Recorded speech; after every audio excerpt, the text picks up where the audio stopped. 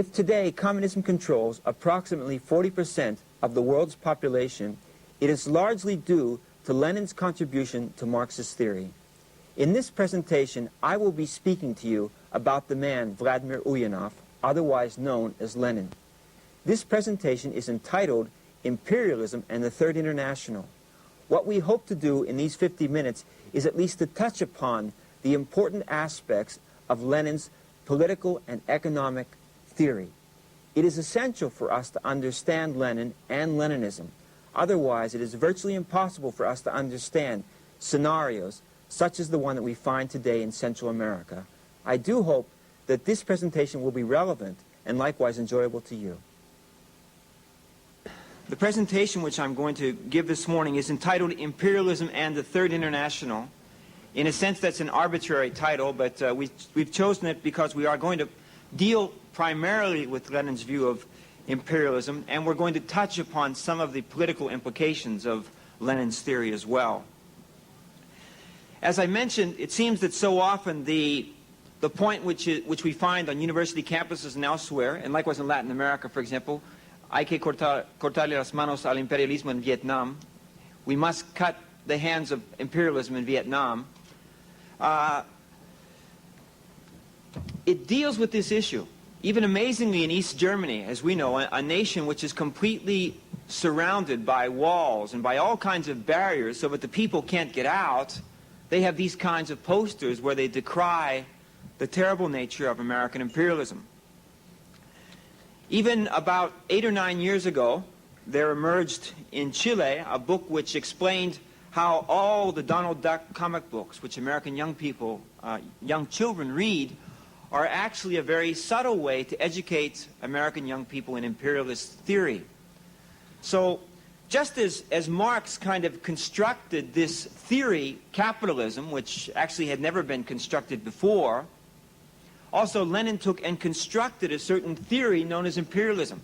In a sense, he created an enemy. But it's essential for us to understand what Lenin was talking about and then to attempt to interpret and likewise respond to it. So what are the roots of Lenin's theory? Where do they originate from? What are the causes for Lenin's view?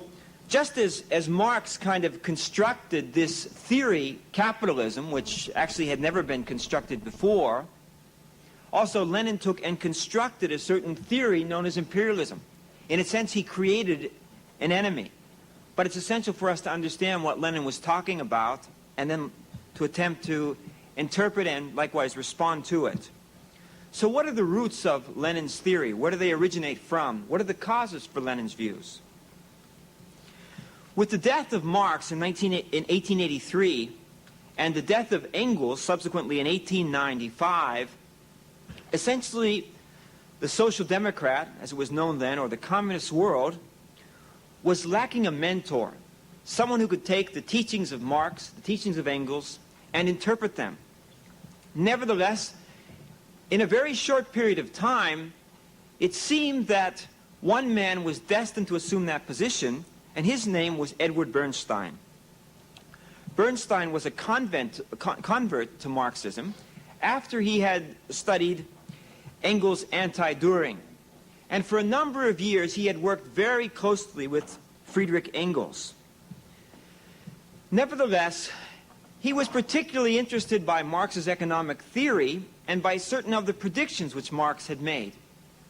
Marx had absolute and a dogmatic confidence about the eventual demise of the capitalist state. He felt that intrinsic within the capitalist economy there existed the very roots which would ultimately bring about the fall of that society because of 3 economic laws which were inevitably, according to Marx, linked to capitalist society. The first of those laws was the law of the centralization of capital. Marx observed that there was more and more industrialization which was going on within Europe. And he noticed that as time went by, machines became more and more sophisticated, and they also became more and more expensive. He came to quite simply one conclusion.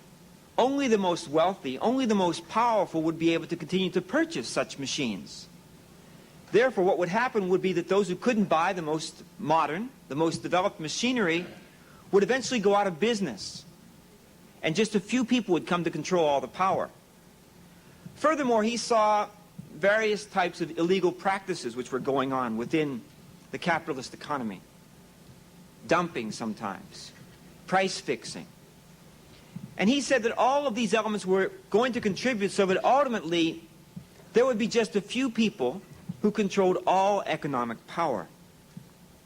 Secondly, because as we saw yesterday when Mr. Lay presented us the theory of surplus value, because Marx postulated that only the worker could produce profits and the machine could never produce profits, and because there was more and more machinery, which, according to Marx, was going to replace the workers, it was quite logical, therefore, that more machinery and less workers meant likewise a decrease in profits.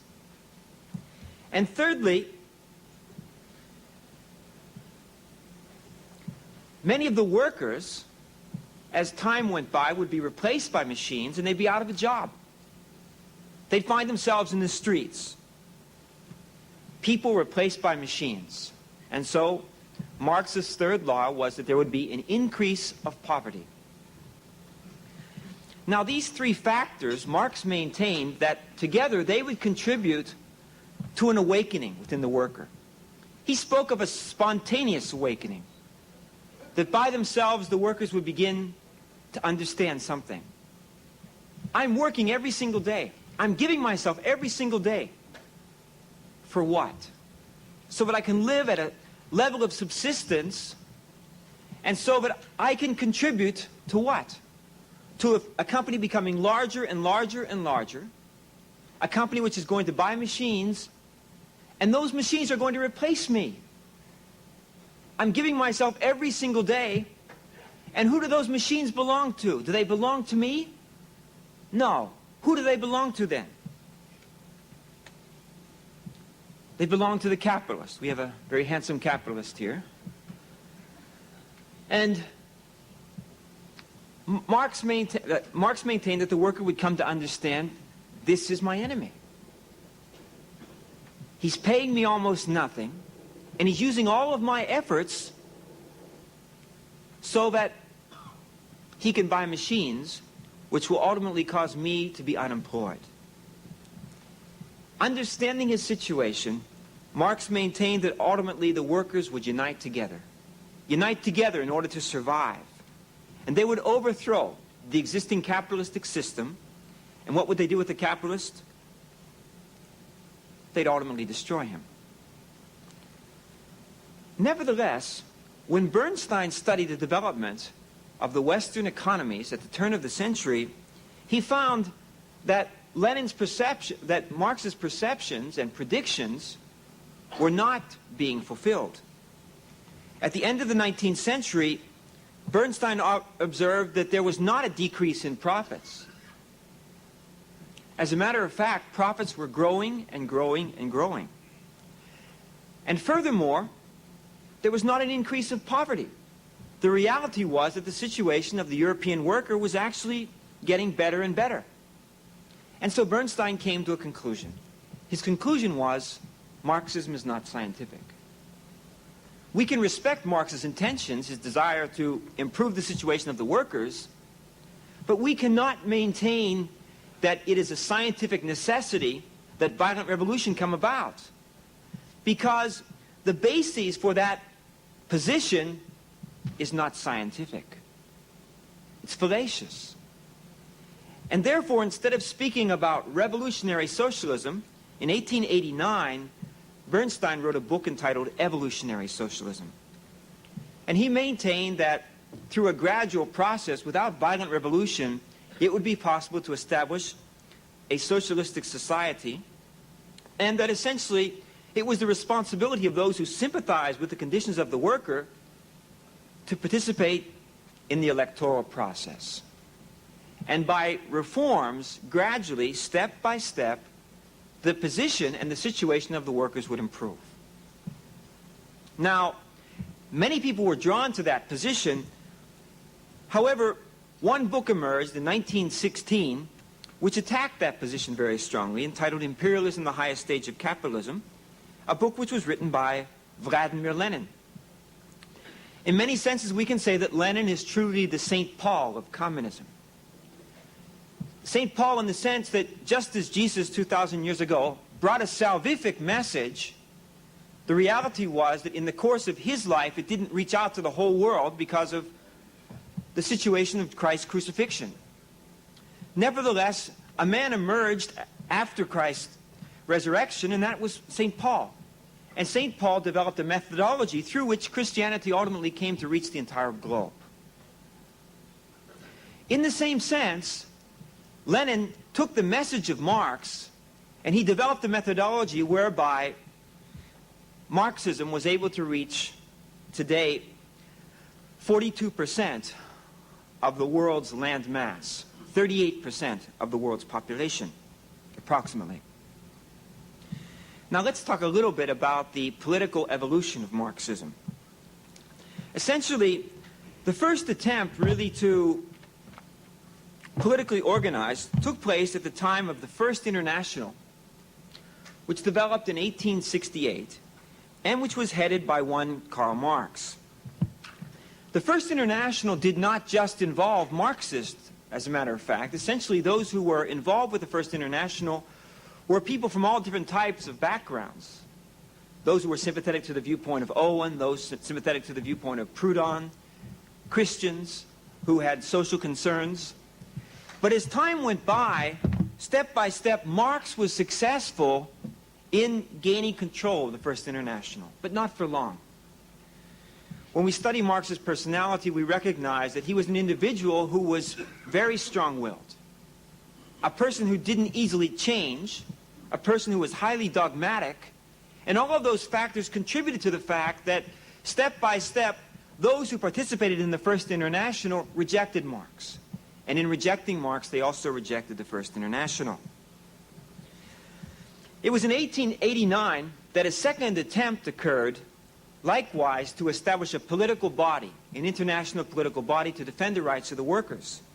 The Second International was headed by individuals such as Edward Bernstein and Karl Kautsky.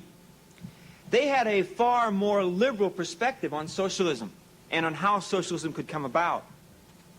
They felt that according to each country, that the workers were different, and that the road that the workers in different countries would take towards socialism would likewise be different. Therefore, that it was extremely difficult to take a dogmatic position with respect to all of this. The Second International, nevertheless, likewise, was ultimately ruptured because of two factors. One of those factors dealt with the definition of what is a member of the Social Democrat or Communist Party. According to individuals such as Bernstein or Kautsky, anyone who essentially ascribed to the ideals of socialism could in fact be viewed as a social democrat. On the other hand, Lenin maintained that the numbers of membership was not important. What was important, what was crucial, in fact, was the dedication of those who participated in the membership. He was interested in a core group of highly disciplined, highly motivated, highly committed individuals. And he maintained that that was the essential thing. If there were those individuals, then on the basis of that, ultimately, communism could come. We can say that the Second International completely fell apart at the beginning of World War I. At that time, Lenin and those who sympathized with his viewpoint maintained that the workers in Europe should not participate in World War I, because this was nothing more than a war which was aimed at one purpose, at allowing the rich and powerful to be successful in having more land and more territory, whereby they could be able to continue to expand their capitalistic ambitions. In 1919, the Third International was established, and the Third International constituted nothing more than an affirmation of Lenin's views. Now, it doesn't matter how evil a man that Lenin was. We have to concede the fact that he was a remarkable person. Anyone who takes the time to go through the more than 50 volumes of Lenin's works, just by going through those works, you can begin to understand something about what kind of personality this man had. Highly motivated, highly dedicated, and extremely organized. Probably one of the most organized individuals that history has ever seen. So often, if there was a mistake or any kind of shortcoming within his government, within his organization, he wanted an account for everything. If he got a telegram 3 days late, he wanted to know who was supposed to bring the telegram. He wanted to have a written excuse from that person explaining why the telegram was not there on time. He wanted to know who was responsible for that individual. He wanted that individual to reprimand the person who brought the telegram late. He wanted that person to report to him afterwards to explain that he had reprimanded this individual. And then he wanted a commitment on the part of both the boss and the employee that this would never occur again. Every little detail. A person who was extremely committed. At the age of 17 already, Lenin had essentially mastered Marxist theory. At the age of 23, he was the only person within Tsarist Russia who had a control and an understanding and a relationship with all of the communist cells within Tsarist Russia. Let's just touch on a few of his essential positions which have had and continue to have a tremendous impact upon Marxist-Leninist thinking. In 1901, Lenin produced a book entitled What Is to Be Done? A very significant book because there Lenin came to take a certain position with respect to the worker. The position that Lenin took with respect to the worker was contrary to the position of Marx. He maintained, don't think that suddenly the worker is going to understand, I'm in an oppressed situation. He's not going to understand this. The best that a worker can do if you just leave him alone is that he's going to understand that he needs to form a trade union. But if you want revolutionary workers, quite frankly, that's not enough. What the workers need is a teacher. Here, for example, is a picture of Lenin with a peasant. We have to teach, he maintained. We have to give them revolutionary consciousness. Lenin maintained that it was essential to reach out to the workers, to educate them.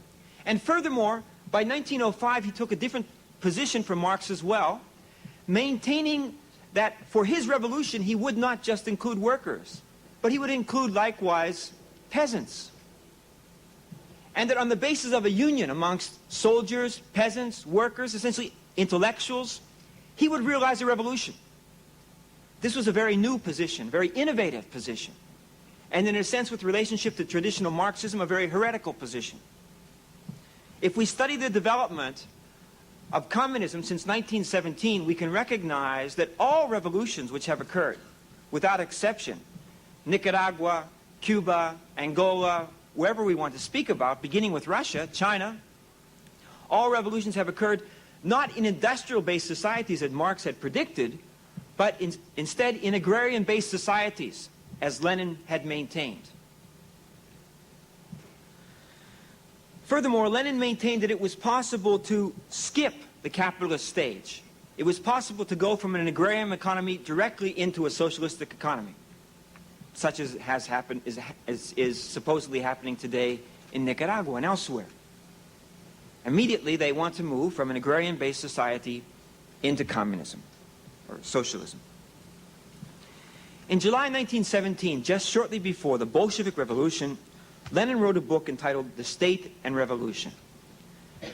This also was a very significant book, because there, Lenin challenged an interpretation that was emerging concerning Engels' view on what kind of government would exist once the socialist society had been established. Lenin maintained that there would not be a democracy. Instead, there would be a dictatorship of the proletariat, and that it would be essential to eliminate the enemy. It would be essential to control against the dangers of reactionary thinking.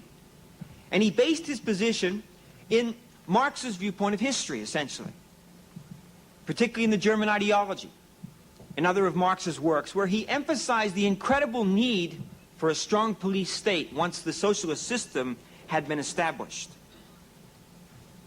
We don't have time today to go into all of Lenin's positions, but I just wanted to mention a few of those positions which he advocated. Essentially, though, even today, we can recognize that in the conquest of various nations and in the bringing of various nations into communism, it's Lenin's theories which have prevailed. In 1916, Lenin wrote his famous text, Imperialism, the Highest Stage of Capitalism.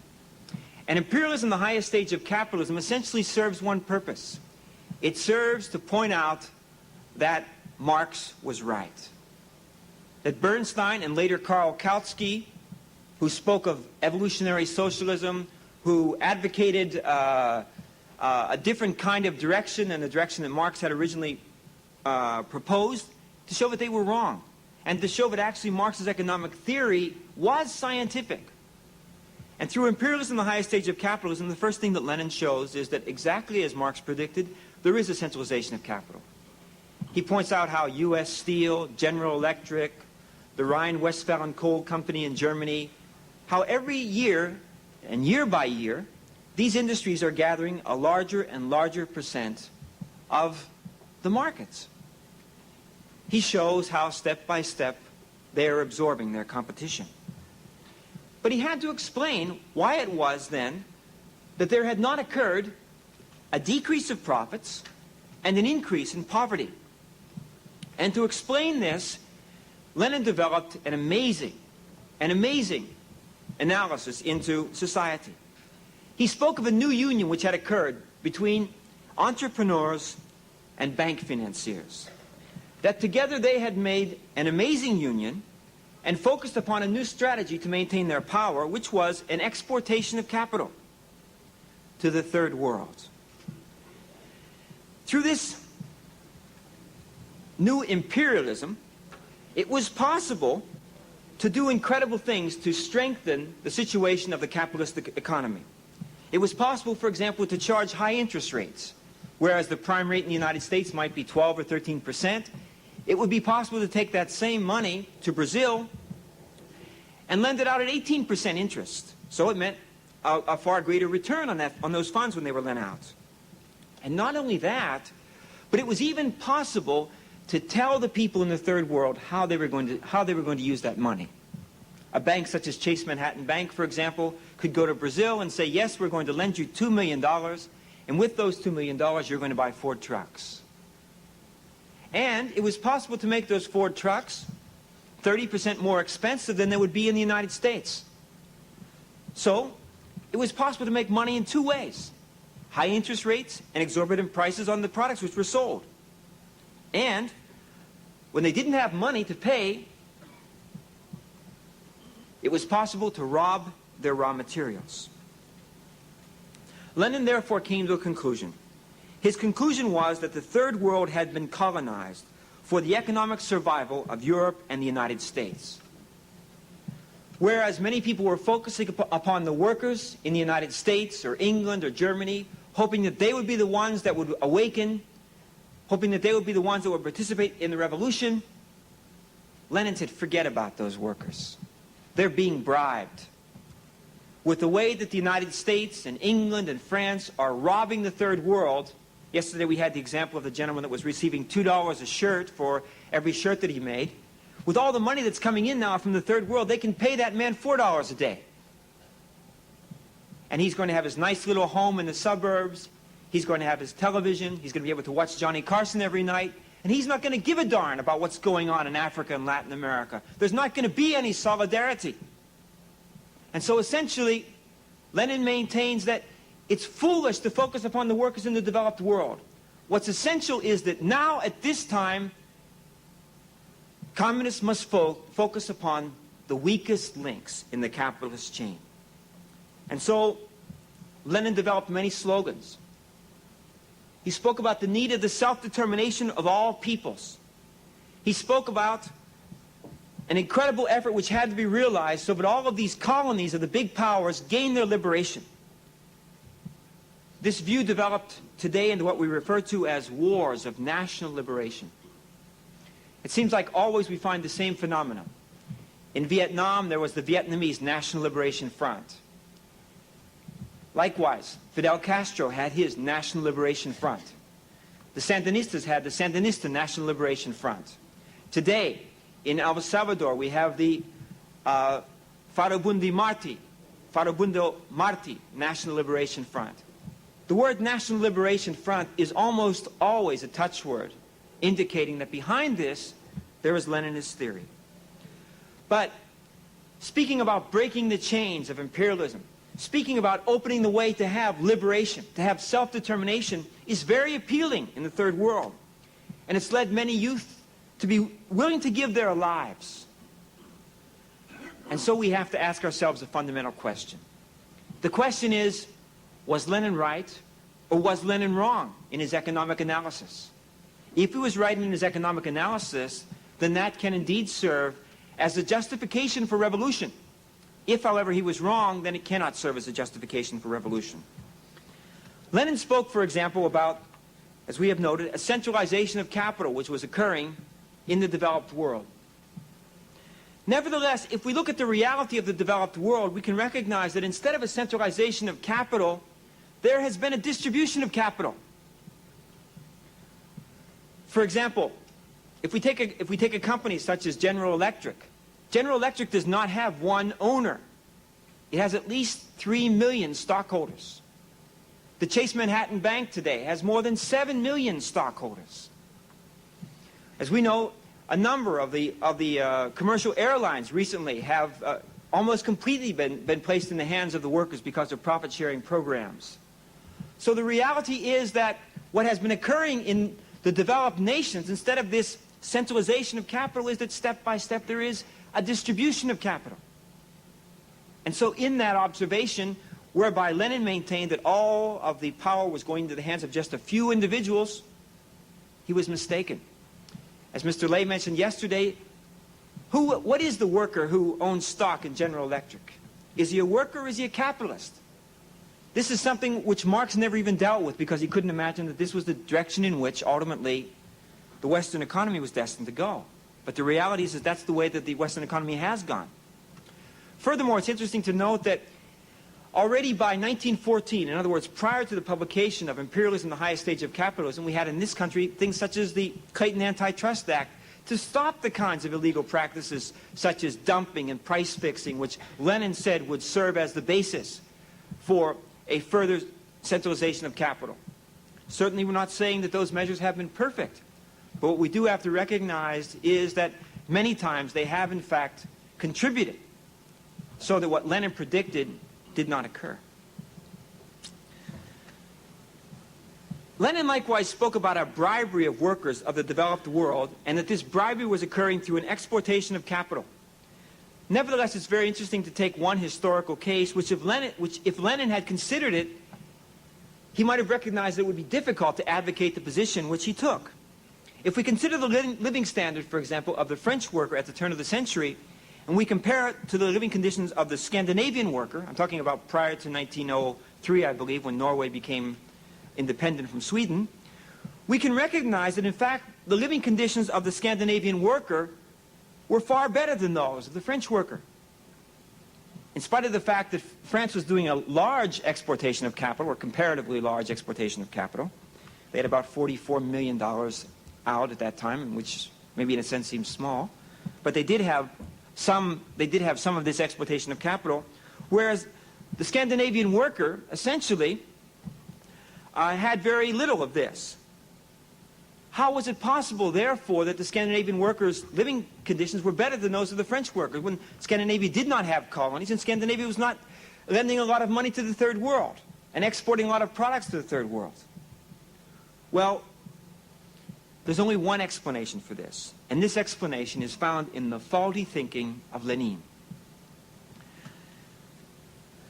According to Lenin, the cornerstone of Marxist economics, the most important part of Marxist economics, is the theory of surplus value.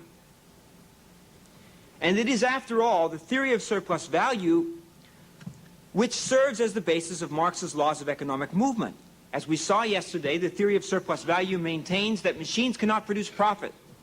As we just saw now, the position that machines cannot produce profit is what serves to justify a decrease of profits and an increase of poverty. Marx's laws of economic movement were defended by Lenin through his development of the theory of imperialism. However, we saw yesterday that the theory of surplus value, which maintains that only workers can produce profits, is wrong. And likewise, therefore, Marx's laws of economic movement, which are an extension of the theory of surplus value, must likewise be wrong. And therefore, Lenin's theory of imperialism, which is the defense of those laws of economic movement, also breaks apart. Let's turn now then to the notion of national liberation. Communists have gotten a lot of support around the world because they've presented themselves as concerned about the national liberation of the oppressed. In his book, Les Cubains et l'Afrique, Ezzedine Mestiri points out that initially, with Cuba's participation in the independence movement in Angola and Mozambique, one might have thought superficially that sincerely the Cubans were concerned about national liberation and independence movements.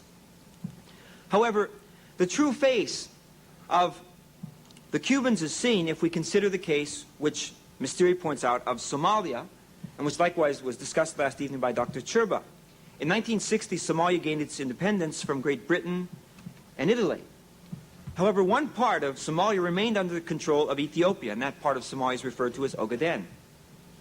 Ethnically, culturally, linguistically, the inhabitants of Ogaden are Somali. In 1974, Somalia became a communist nation, and at that time they went to the Soviet Union to petition help. In response, they received many arms, they received likewise training from East Germany, and furthermore, they received even 5,000 Cuban troops, which were fighting for the liberation of Ogaden from Somalia until 1977, at which time Ethiopia also became communist. At that time, Ethiopia likewise approached the Soviet Union and requested assistance in order to keep Ogaden. Now, at that time, the Soviet Union had to make a choice. Whose side were they going to take? Were they going to defend the cause, which was seemingly just, of Somalia? Or were they going to defend the power play by Ethiopia? Two communist countries. Well, Somalia has a population of 4 million. Ethiopia has a population of 30 million and is of great strategic importance. For that reason, in December 1977, the 5,000 troops that were stationed in Somalia left, and in May 1978, they showed up in Ethiopia with napalm et al. To begin to attack their former allies. It's interesting that in the code of the Communist Party of the Soviet Union, it is written, the nationalism of an oppressed nation contains a genuine democratic element, and communists support it because they consider it historically justified at a given stage. Now, this is the catchphrase, historically justified at a given stage. What is the given stage? The given stage is before a nation comes under Soviet control. When the Afghans speak about nationalism, speak about the liberation of their country from Soviet control, they're referred to as reactionaries. In other words, we're not talking about national liberation at all. We're talking about national Sovietization. Prior to the Bolshevik Revolution of 1917, Vladimir Lenin said many beautiful words. He said, for example, no nation can be free if it oppresses another nation. He asserted, the Russian people do not want to become Poland's oppressor again. He spoke of the fact that it would be absolutely essential that the Ukraine be provided with the opportunity to secede from Tsarist Russia once the liberation had occurred. And yet what happened in reality? Well, believe it or not, this is what Lenin got in 1917. That was the USSR. That's what he got in 1917. A tiny piece of land. But by 1919, Lenin had already determined to consolidate and to regain the whole of the former Tsarist empire. And by 1922, he had done it. Now, all those republics to whom he had promised the right to self-determination, he had to answer what had happened. And he maintained quite simply, he said, yes, those nations, they have, quote, the right to self-determination, but they don't have the opportunity for self-determination. Since that time, the Soviet Empire has just continued to grow and grow and grow until today. And how much have those who have been liberated, how much have they benefited from that situation? In Angola, out of a population of 6 million, 1 million became refugees. At least 150,000 were murdered. What are the living conditions today? Well, the Soviet Union today is paying to the Angolan government 38% of the asking price of the world coffee market price. 38%. With respect to liberated Afghanistan, the Soviet Union is paying 1/2 of the world market price for the natural gas which it is extracting from Afghanistan. Many times, if you look at Soviet literature, they pride themselves on all the, quote, aid that they have given to India. But in a recent study which was made by a group of Indian economists, they came to recognize that, first of all, the Soviets are incredible. When they lend money to India, all of the money which they lend must be used to purchase Soviet material. And not only that, but likewise the Indian government must agree that that factory, those companies which are established, must be managed by Soviet management forever. And likewise, the Indian government has to pay the vacations of those Soviet employees. They must pay the travel expenses of those Soviet management figures. They must pay their medical bills. And of course, they must pay their salaries. Amazingly, 20% of the loan money which is going to India from the Soviet Union is being used simply to maintain the Soviet management. And so this group of Indian economists, after their studies, have concluded that the aid that they're receiving, what is it actually? Well, with the interest rates, with everything that the Soviets are demanding, for every $1 that the Indians have received from the Soviet Union, they are obliged to pay back $5.60.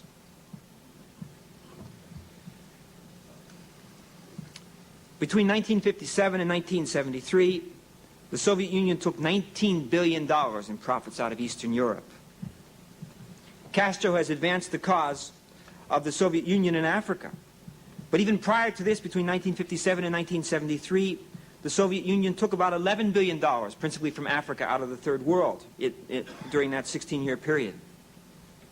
And today people are beginning to ask a question about the Soviet Union.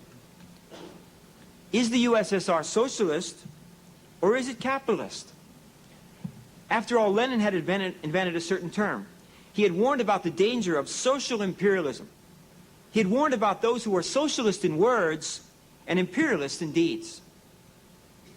There's a lot of evidence to show that, in fact, what Lenin warned about is what the Soviet Union has become, a nation which is socialist in words and imperialist in deeds. After all, Lenin noted that Marx had predicted that, yes, capitalism was going to evolve towards state monopoly capitalism, where ultimately the state would control all industry.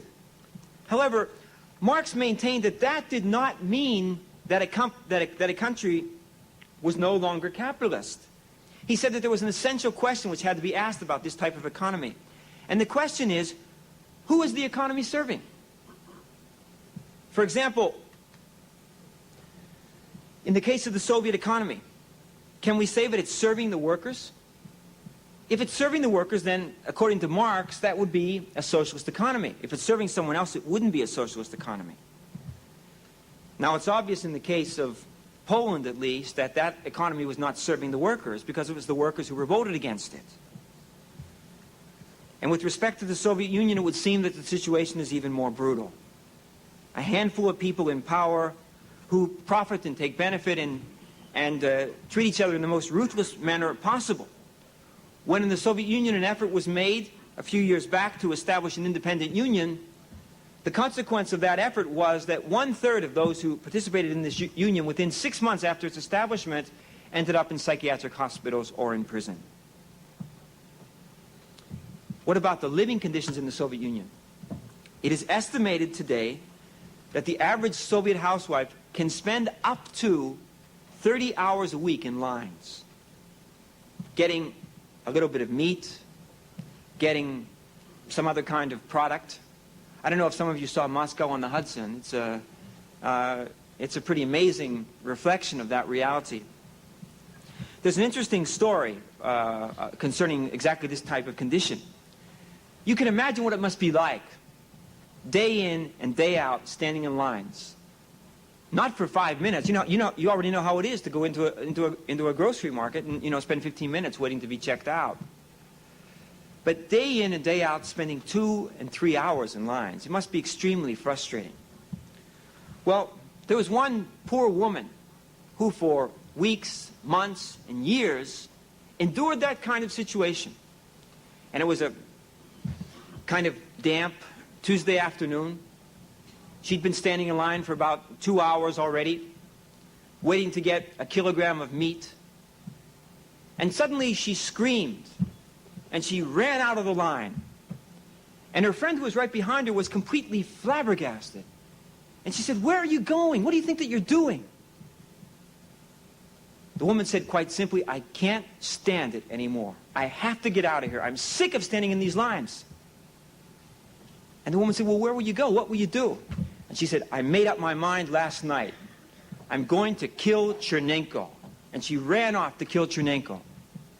Well, her friend wasn't tired of the lines. And she persevered another 2 hours, and she got in. She even got a good piece of meat, And so she came out of the store, and when she came out of the store, the line was 3 times longer than it was when she went in. And when she got to the very end of the line, she found her friend standing there. She was completely flabbergasted. She said, "What are you doing here, standing in line? What are you doing? You told me that you were going to go and kill Chernenko." She said, "Yes, I was going to kill Chernenko, but the line to kill Chernenko is longer than the line for the meat."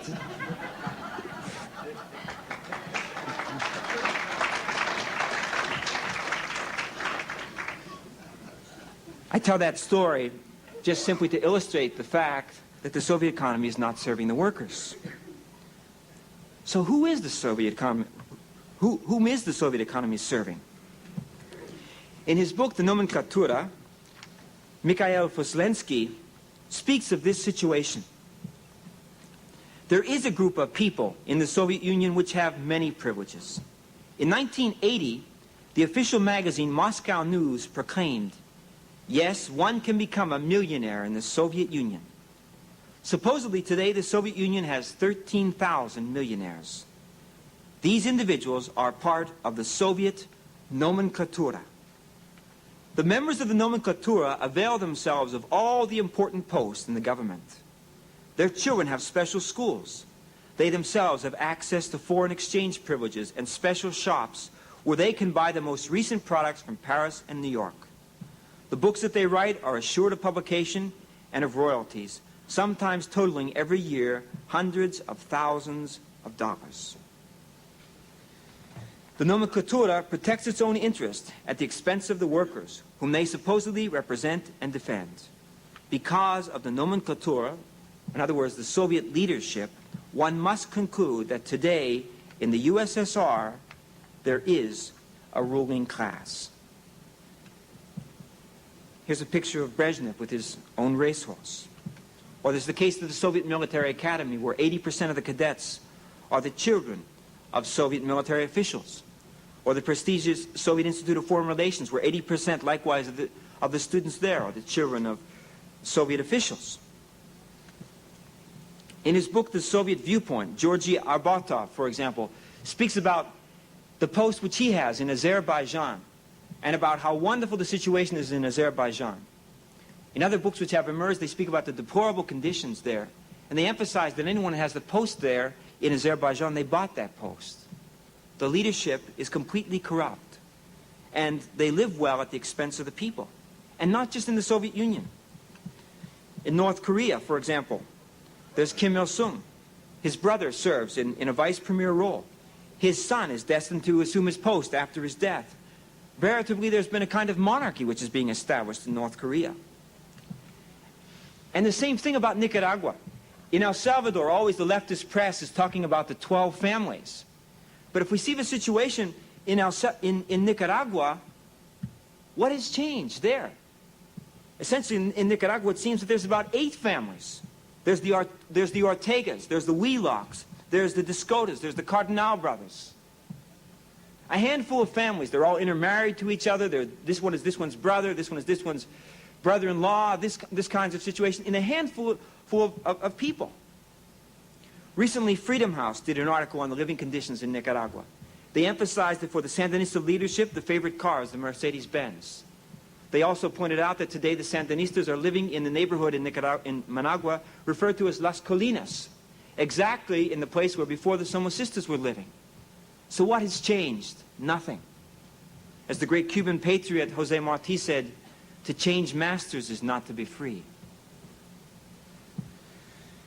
And so, not just the Soviet economy, but it seems like in general, in communist nations, a ruling class is being served. And that's why we can conclude, as I said at the beginning, that the communist countries are socialist in words and imperialist in deeds. Exactly what Lenin warned against. Let's draw the conclusion. Lenin predicted a centralization of capital in the West, but essentially the clearest place where there's a centralization of capital occurring is in the USSR. Essentially, there are a leadership of about 2 million people that live well at the expense of the other 240 million people. And there is a single corporation, Communist Party Incorporated, which controls the power, which controls the financial well-being, and which determines who's going to have what. Likewise, about a decrease of profits. It seems that the place where constantly the economic situation is getting worse and worse and worse, most flagrantly, is in the USSR. In 1960, Nikita Khrushchev spoke about that by 1980, communism was going to come. There were so many books that were written during the Khrushchev era talking about the incredible hope which was going to emerge about 1980. It was Khrushchev also that used the term of the workers' paradise, who spoke about the paradise that was going to be realized. 20 years later, they're doing everything possible to kind of cover up and hide that literature which Khrushchev had spoken about, because the reality is that today the Soviet economy, more than ever before, is in absolute shambles. The increase in poverty, the place where poverty continues to remain, continues to affect people more than anywhere else, is the USSR. The living conditions there don't get better. People joke about the situation that they live in. There's one popular Russian story about a woman who had lived for 50 years outside of Soviet Russia. And at the end of those 50 years, like so many other people, she felt a kind of nostalgia. A desire to return home after 50 years to see all of her close friends of the past. And when she returned to the little hamlet where she grew up, she learned that in the villages there was the school where she had attended, that they were preparing to have a reunion after 50 years. And people were so curious about, the fact that she'd come back. They wanted to hear about her experiences. They wanted to know about what she had found outside of that tiny area where she had grown up. But particularly they were curious about one thing. Growing up, she'd had a boyfriend. And they were wondering if after 50 years, she would be able to recognize him. Well, the night of the reunion, there must have been over 100 people in the room where they gathered together. But when this woman arrived, she immediately came into the room, and she recognized the small, bald-headed man that was seated in one corner of the room. And she went towards that man, and she kissed him on the forehead, and everyone was absolutely flabbergasted. What an incredible woman. What an amazing person. After 50 years, how did you do it, they asked. How could you recognize him so easily? And she said, oh, for me it was absolutely no problem at all. I remembered his coat.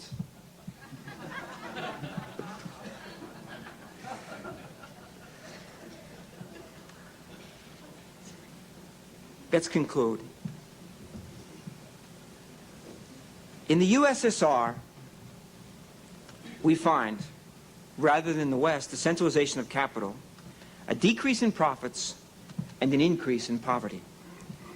Lenin predicted that these would be the factors which would cause the West to resort to Western imperialism, which would be characterized by the exportation of capital. These same factors, in fact, have contributed to the USSR, because it is the USSR where we find these factors, and it is the USSR who is seeking desperately its own plan of imperialism, not based upon an exportation of capital alone, but instead, likewise, upon an exportation of revolution. Every single day, the Soviet Union invests $11 million in Cuba.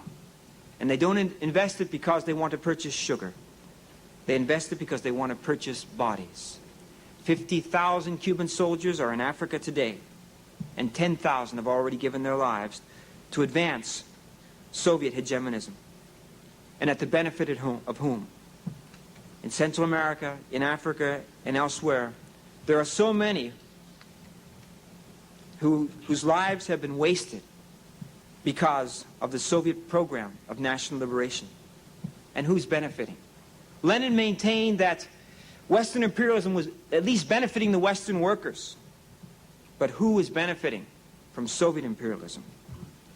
In his book, La corruption en Union soviétique, corruption in the Soviet Union, former Soviet functionary Ilya Zemstov speaks of the living conditions in Azerbaijan near the Iranian border.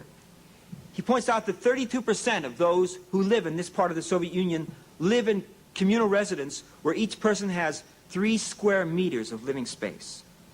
He says that even today there are countless thousands of illiterate people, along with many children who have never been to school. And maybe to characterize the misery of the people, Zemstov gives the example of one report which came across his desk, and I'd like to read it to you. On the 13th of February, 1970, a resident of Kirovabada, a Mrs. Rubaba Gusyanova, 42 years of age with a primary school education, a divorcee with 3 children, 2 boys and a girl, covered herself with oil and burned herself alive. She had lived for 13 years in a cave and had asked the city's executive committee 19 times to find her a dwelling place. This, the 20th time, she chose a different direction. She left a letter on which could be read the words, "This time they will give us one." Who benefits?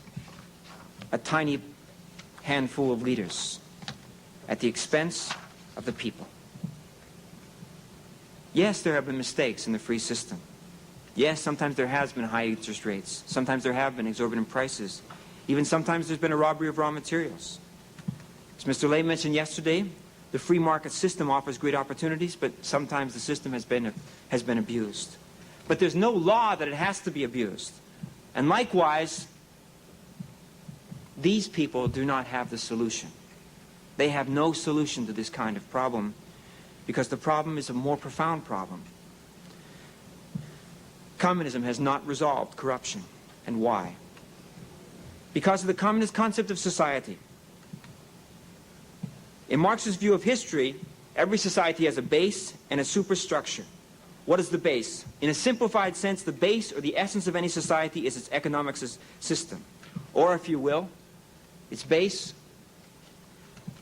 are the production relations which exist. The relationship between capitalists and workers, or the relationship between vassal and serf in a feudal state, or the relationship between master and slave in a slave state.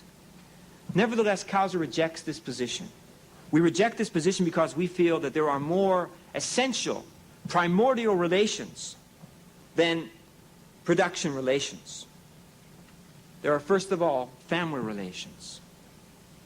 It is said that by the age of 5 or 6 already, in many ways, the character of an individual is determined because of his family. School relations. And only then can we speak of employer-employee relations. In family relations, the essence of the relationship between a parent and child is what? What does the parent have to communicate to the child? Not just a trade, not just an ambition, but what it determines whether a person is good or evil are the moral values which they embody. In school relations, it's the same thing. In the relationship between teacher and student, the teacher has to communicate information. But beyond that, the teacher has to communicate moral values. Once again, as Mr. Lay pointed out yesterday, some of Marx's teachers had a tremendous impact upon the direction which he later chose. Yes, a base and a superstructure. But in the CAUSA worldview, the base of a society, what determines the character of a society, are the moral values of that society. Unless there are moral values, it doesn't matter about politics. It doesn't even matter about economy. The fundamental issue upon which a society is founded is moral values. And CAUSA feels that we must deal with the moral values of our society, find out who we are, and likewise we must reject Marxism because Marxism doesn't recognize the importance of moral values. Yes, the world does need a change, but the essence of a change is an internal revolution, as was pointed out yesterday. And that internal revolution we want to begin to address in the following lecture on the confusion in the Western value system. Thank you very much.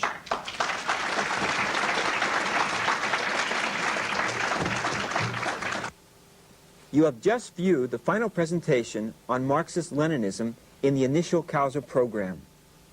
In our next presentation, we will speak about the injustices of our own Western system. As Colonel Park likes to say, CAUSA definitely is not advocating the status quo. Through the next presentation, this will become immensely clear.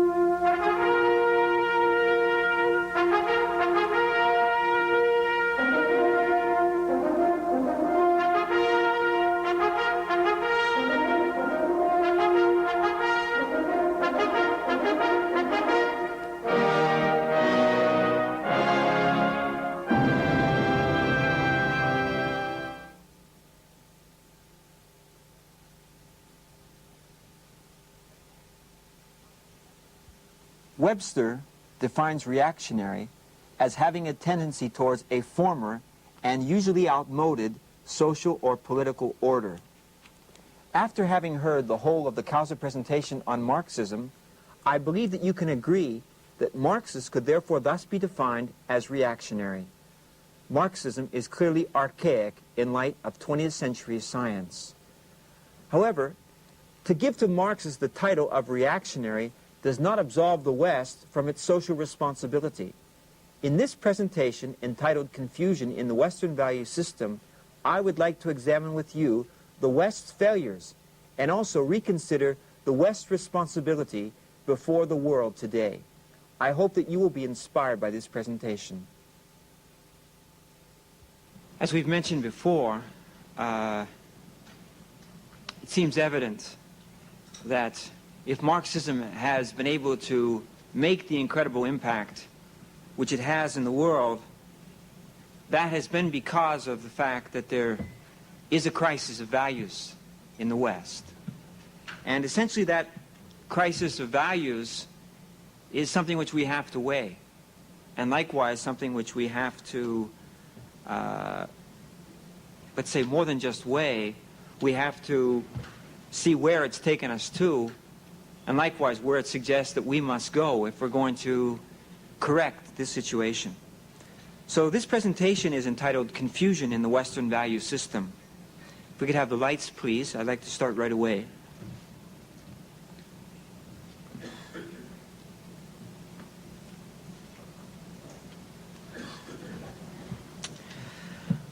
In one respect, the West has reached an incredible level of technological development, even to the stage where we've been able to put a man on the moon, to the stage where we've been able to do in seconds what before it took many men to do. Step by step, as the West has developed, nevertheless, and as prosperity has grown, likewise, with the development of communication, we have come to recognize more and more a series of problems which confront us. Starvation, the fear of crime. And even in the most developed nations, for example, in the United States, it's reported that every year there are more than 1 million runaways between the age of 11 and 16. By the end of that year, fully 5,000 of those children will end up in unmarked graves. And 50,000 of them will never be heard of again. That's in this nation of America. The past decades have seen the assassination of a U.S. president, and likewise, recently attempted assassinations upon other world figures. On the one hand, nature seems to suggest harmony, peace. But within society, we find that we have a world which is characterized, first of all, by fright and inner hostility, and a hostility which comes to be projected on a national level in the form of war. And it seems indeed that in many nations, even after the war ends, the suffering continues. Totalitarianism in Asia and in Central America reminds us of the fact that we do not seem to have a solution for the problems which surround us. And yet the West is founded upon a very great tradition, particularly the Judeo-Christian tradition. It was almost 2,000 years ago when Jesus offered the prayer, "Our Father who art in heaven, hallowed be thy name. Thy kingdom come, thy will be done on earth as it is in heaven." And it seems that in the 20th century there's been a reawakening about the implications of those words. The Second Vatican Council, for example, spoke about the option for the poor. Within Catholicism, we've seen the development of community bases, for example, in Latin America and elsewhere, supposedly with the ideal of addressing the needs of the poor and the suffering. Likewise, even in a sense, we can say that Marxism, ironically or not, seems to want to fulfill this idea of a kind of heaven on earth.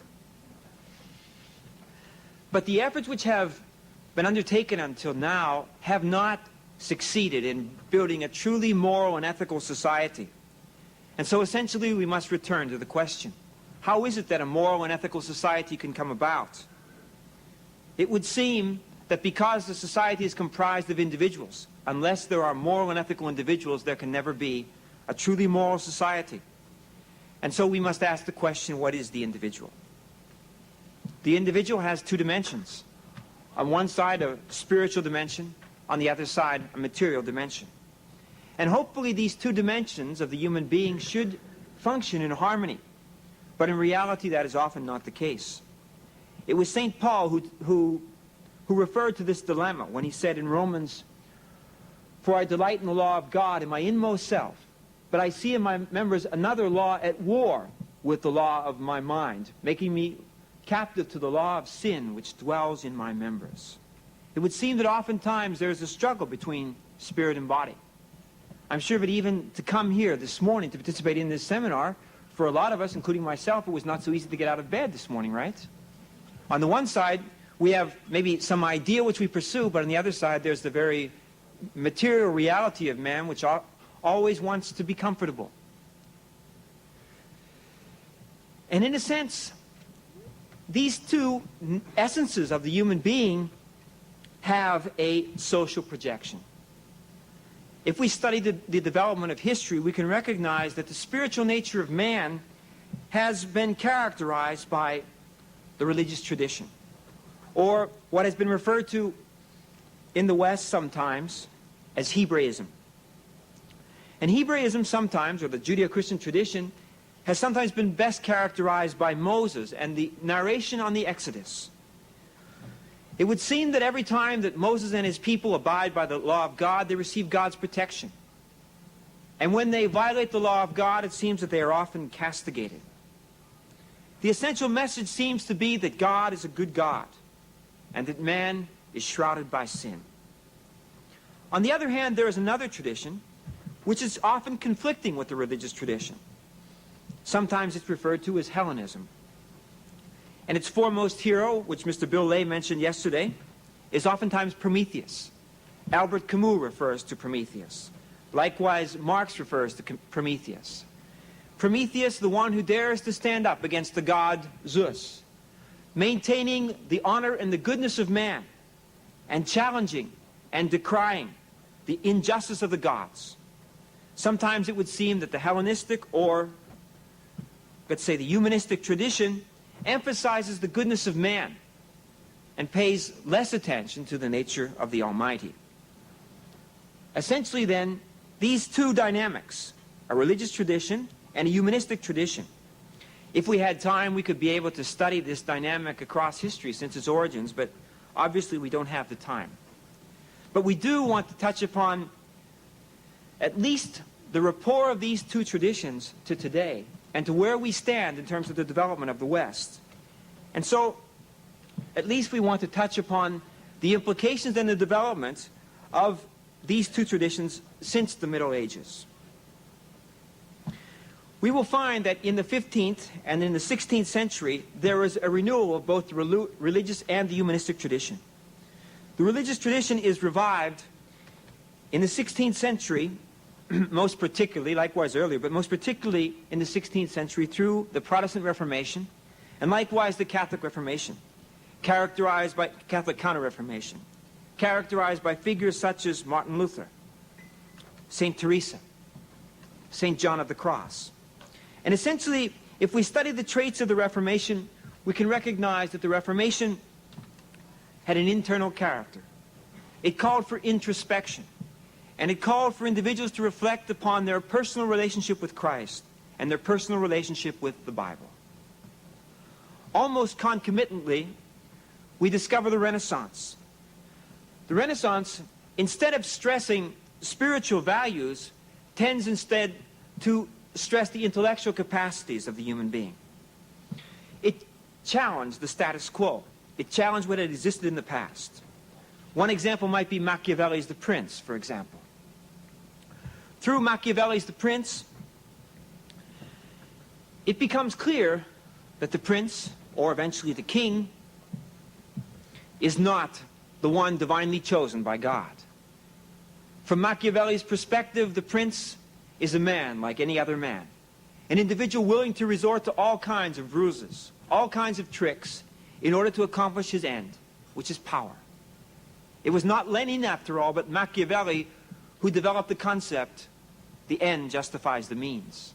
Lenin just played upon Machiavelli's concept. Likewise, however, there were individuals such as Descartes and others, Galileo. And the power of the intellectual dimension of the human being was stressed. The Renaissance, we can say, rather than stressing the moral character of man, this introspection upon the human being was more external, emphasizing the knowing capacity of the human being. And the Renaissance focused upon the development of science and the furtherance of humanism. We don't have time, unfortunately, to really study at depth either of these two movements, and unfortunately we need to skip right ahead. And about 2 centuries later, we're going to see a second Reformation, which was referred to on the North American continent as the Great Awakening, which was referred to in Europe as the Pietist movement. Essentially, the Pietist movement and the Great Awakening constituted, both of them, a reaction to formalism and a reaction to intellectualism as well. Pietism and the Great Awakening called for a return to Bible study, and they emphasized the need of every individual to have a personal religious experience. We had people in the nation of America, such as Whitefield, Jonathan Edwards, and others, that spoke about the need for individuals to repent, to evaluate their relationship with God, and to evaluate their relationship with their fellow men. Once again, almost simultaneously, an incredible development in the intellectual tradition also occurred, most particularly through the Enlightenment. The Enlightenment brought forth a new kind of individual, sometimes referred to as the dilettante. The individual who knew a little bit about everything, who could speak about history, who could speak about science a little bit, who could discuss philosophy, who knew something about music, an individual who had a tremendous capacity to know a little bit about everything. Sometimes he was referred to also as the honnête homme. A capacity to touch upon many different things. But essentially, if we study the Enlightenment, we can recognize that the Enlightenment constituted a step forward in the intellectual tradition and in the aggrandizement of human capacities. The Enlightenment questioned traditional doctrines and values. The Enlightenment stressed individualism. And something which was quite important, the Enlightenment emphasized the notion of universal human progress. In other words, no matter what one did, no matter what efforts one made, automatically things were going forward. Automatically things were progressing. Automatically things were getting better and better. This was a dangerous concept because it allowed people to think, well, why do I have to worry about those who suffer? Why do I have to worry about those who find themselves in a difficult position? Automatically things are progressing. We see a development at the same time of the empirical method of Bacon and rationalism. And these two concepts together, empiricism and rationalism, contributed to a denial of the importance of religious revelation. Everything had to be shown logically. Everything had to be shown by experientially. Otherwise, it could not be shown to be true. At the same time, through this Enlightenment thinking, we see a strengthening of deism. And for the rest of this presentation, the concept of deism is important to study. If we want to trace the fundamental roots of deism, then we have to refer to one contemporary of Martin Luther, Copernicus. It was Copernicus, after all, in the 16th century, who challenged the Ptolemaic view of the universe, which maintained that essentially the Earth was the center of our system. According to the Copernican view, the Earth was just another planet, as a matter of fact. And the center of our system was the sun. Copernicus was viewed as a heretic by Catholicism, and by Protestantism, his works were banned, and Luther refused to publish them. Nevertheless, as time went by, because of individuals such as Isaac Newton, most particularly Newton, and likewise because of individuals such as Descartes, it became manifestly clear that the Copernican view of the universe was correct. And that had a tremendous impact upon the whole of the Christian world. The Christian world had taken a dogmatic view, and they had been shown to be mistaken. And some people reacted very strongly to that situation. They felt the need to establish a new kind of religion which would be based upon science. They took the concepts developed by Newton, who perceived the universe as a machine where everything could be calculated. What day, what time it would be possible to perceive Mars. What day, what time it would be possible to perceive such and such planetary phenomena. The universe was an amazing machine, and God became for them a machine maker. Deism developed in two different directions which we want to discuss. One direction was that it served as a scientific affirmation of the Christian view. And the other direction is that it took a polemical perspective with relationship to Christianity. It challenged the Christian view. Step by step, the religious view, and likewise the humanistic view, came to be politicized. The religious view came to be politicized through the American Revolution. When we study the very foundation of the United States, we can recognize that the roots of the United States were based upon religious ideals. It was, after all, the desire to worship in freedom which caused the Pilgrim Fathers to make their way across the Atlantic at the cost of their lives to come here. As it has been pointed out, the first winter that they spent here in the new land, many of them lost their lives. And before thinking about their own homes or their own schools, one of the first things that they did was to build a church and to dedicate the new land of America to God. It was in America where the Great Awakening had developed. And Christianity and religious freedom were ideals which were essential to this nation. In his inaugural address, George Washington fully dedicated 1/3 of his speech to an appeal to divine providence to guide the new nation of America in its emergence and development.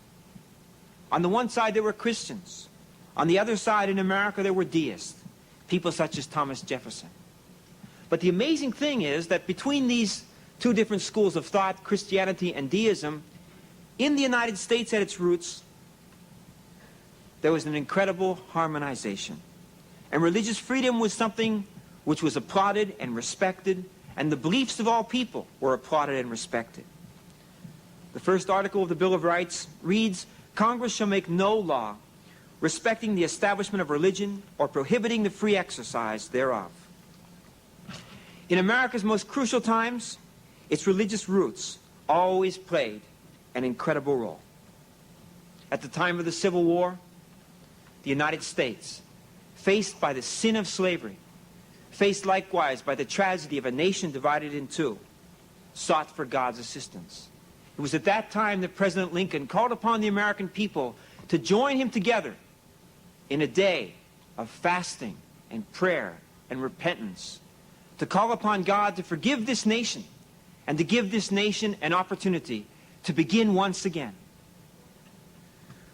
When the French historian Alexis de Tocqueville visited the United States approximately 150 years ago, he spoke of America and the development of America.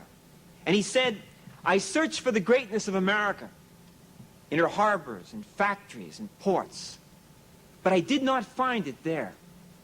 It was only when I visited her churches and found her pulpits aflame with righteousness that I understood the greatness of America. America is great because America is good. And when America ceases to be good, she shall also cease to be great." So long as this nation pursued religious ideals, it would seem that God blessed this nation. On the other hand, there was another revolution which was not founded upon religious ideals, but which occurred almost simultaneously, and that was the French Revolution. The motivation of the French Revolution was something quite different. In many respects, it was a reaction to a king who had come to power almost a century before, Louis XIV, who here we see himself depicted as Jupiter. Louis XIV paid little attention to religious rights. After all, he was the one who had suppressed Catholic mystics in France. He was likewise the same individual who had retracted the Edict of Nantes, denying Protestants religious freedom in France and costing the lives of thousands and thousands of Christians. One of the things which turned Voltaire against the monarchy, for example. When we study the French Revolution of 1789, we can recognize that it constituted a reaction to absolutism. And because of the bitter experiences, Christianity came to be seen as a tool of the aristocracy. And there was a tendency to be suspect of religion as a whole in the case of the French Revolution. Furthermore, with respect to deism in France, we find that it takes a very different direction than the direction which deism took in the development in America. Instead of aligning itself with Christianity, in France the deists aligned themselves with agnostics and atheists against Christianity. And they called for the de-Christianization of France. Many Catholic priests were forced to the guillotine. Many Christians gave their lives in that situation. In Notre Dame Cathedral in Paris, they tore out the traditional statues and they erected a statue for the goddess of reason. This was the situation, and by 1791, France had become a bloodbath. In France, religious freedom was of little importance. It was only Article 10 of the French Declaration of the Rights of Man and Citizen, where it reads, "No one may be disturbed on account of his opinions, even his religious ones," as if that's the lowest of opinions, "as long as the manifestation of his opinions does not interfere with the established law and order." As long as the manifestation does not interfere with the established law and order. we can see that this is not very clear religious freedom at all. It was in France, therefore, where deism and where a number of individuals began strongly to reject the Christian view. The universe was an amazing machine. And step by step, people began to wonder how it was that the machine came to life. Not only how it was that the machine came to life, but how it was that man came to be man. There was the explanation by Lamarck, and eventually, likewise, there was the explanation of Charles Darwin, who developed Darwinism. Darwinism spoke about a random selection process which occurred and a principle of survival of the fittest. He maintained that in any given species, let's say in the species of antelopes, there might be one antelope which had longer legs than the other members of the species. It could run faster than those which had shorter legs. The one with the shorter legs would be the one that would become the dinner of a predator. And the one with the longer legs would be able to prosper and to reproduce. So that that trait would seemingly be passed on from generation to generation because of this principle of the survival of the fittest. It was one thing to apply that kind of principle to animals. It was quite something else when they began to apply it to human beings. But Herbert Spencer did precisely that. He began to say that survival of the fittest did not just apply to animals, but that it had also to be applied to human beings. And he began to maintain that within the human species, likewise, there were some races which were inferior to other races. There were some people who were inferior to other people. And he said it was fine that those people lived, but the tragedy was that they were permitted to reproduce. And Spencer's ideas had a tremendous impact upon the West. At the turn of this century, in America and in England, Herbert Spencer was deemed the greatest philosopher of the day. And I'm not going to mention here some of the organizations which gave awards to Herbert Spencer. Some were inferior, inherently inferior. And some were born to be prosperous. Like these people, very prosperous, as we can see. And not only that, but some races were meant to dominate other races as well. And all of this led to the formation of what is known as social Darwinism. And social Darwinism in the West negated the Christian ideals upon which our society is founded and served as an excuse for injustice. As social Darwinism grew in popularity, someone had to speak out for the oppressed. Someone had to speak out for those who spent 14 hours a day in a sweatshop. Someone had to speak out for those who suffered from black lung disease and other types of terrible conditions which existed at that time because of this incredible emphasis upon universal human progress and survival of the fittest. And whose responsibility was that? Essentially, it was the responsibility of Christians. Because Christianity had taught us, after all, that all people, regardless of race or creed, are children of God. And therefore, all people merit the respect and the concern of every moral individual. There were some voices that spoke out strongly and loudly about injustice. There were people such as Bartolomeo de las Casas, for example, who spoke out about the oppression against the native people in Central America and South America. There were the Wesley brothers, who spoke out strongly in England about the situation of the British workers. But essentially, that was not the strongest voice. And the reason was because of a certain distortion which occurred with respect to predestination. Now, I'm not speaking about predestination from a theological perspective. What I'm speaking about is that, as Max Weber and many others have pointed out, predestination began to have socio-political implications. And in many of the developed nations, people began to believe that their prosperity and their wealth was an affirmation of their salvation. They were saved. Calvin's principles, which were theological principles, were distorted to become socio-political principles. And so some were predestined to be prosperous from the beginning, and others were predestined to live in misery. And those who were prosperous had no responsibility to those who were suffering, because quite simply they were in those conditions because they were predestined to be there. That was one approach. The other approach was to tell those who were suffering that life was a valley of tears, that they would be rewarded in the next world. And this kind of attitude, this kind of situation contributed to resentment.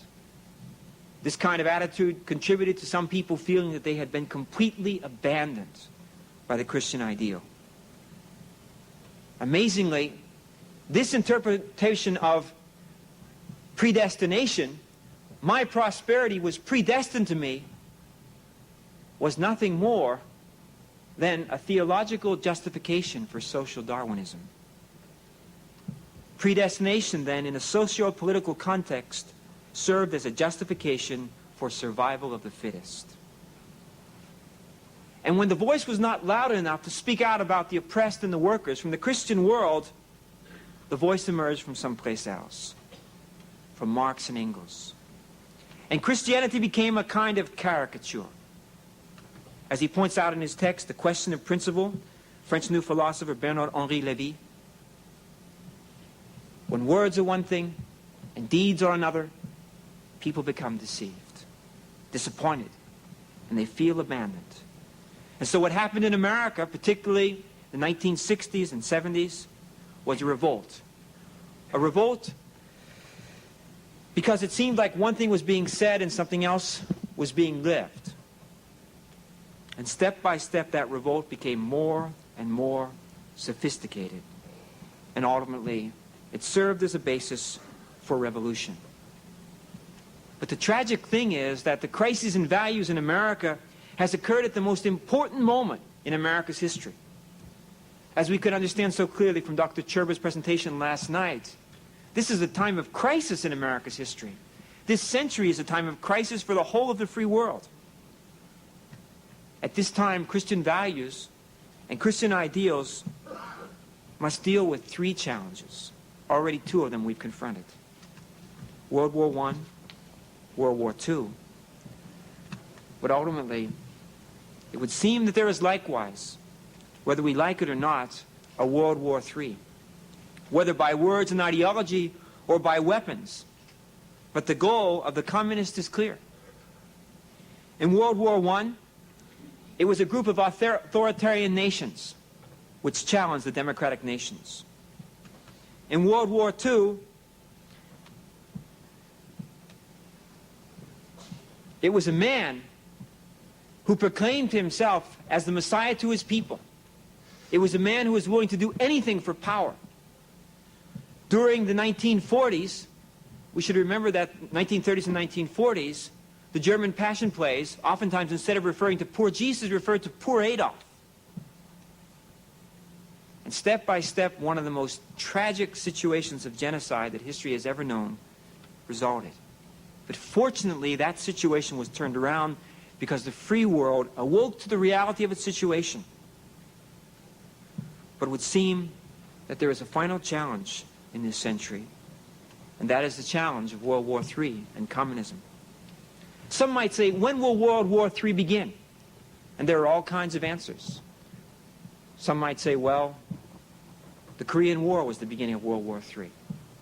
Others might say, well, the signing of the Yalta Pact and the Potsdam Pact was the beginning of World War III.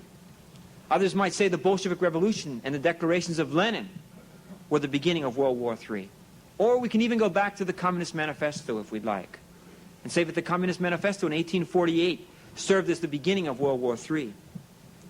But studying Marx and Lenin's words, it becomes very, very clear one thing, as was stressed again last evening: the Soviets are not thinking of eternal coexistence or a balance of power. They are thinking of ultimately controlling the earth. That's an essential part of their ideology. That's an essential part of their ideal. And they don't believe that their ideal can be completely accomplished without that being realized. Communism, as we have seen, has had the ability to inspire the young people. It has used even children to advance its purpose. And in Latin America, it promises those who die for the cause that when the revolution comes, a street will be named after them. A tragedy which has cost thousands and millions of lives. And who can speak out?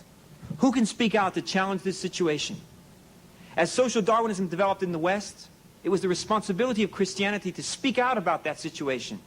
And today, once again, it is the responsibility of Christians to speak out about the danger of communism. But once again, there seems to be a confusion. And today that confusion is expressed in liberation theology. As has been said on many occasions, without the relationship between the church and the Sandinistas, the Nicaraguan revolution never could have occurred. A new theology has emerged in Latin America, a dangerous theology. A theology, revolutionary Christians, where the cross has been replaced by the rifle and the Bible has been replaced by the Molotov cocktail. A new interpretation, a novel view of what is the role of the Christian in the 20th century, maintaining that in the past it was the mythological language which mattered, but today the essential language which matters is political language. And so when Argentine liberation theologian Jose Miguel Bonino asked the common peasant, "Who for you is Jesus Christ?" he maintains that the peasant responds, "Jesus Christ is Che Guevara." A new interpretation of theology, emphasizing that the most important part of all of Christianity is the message of Moses. The message of Moses, after all, is a message of liberation. The people were liberated from the Pharaoh. And the fundamental theme across all of history is a theme of liberation. And who today, then, is the Pharaoh? Uncle Sam. Today, the world must be liberated from the new Pharaoh.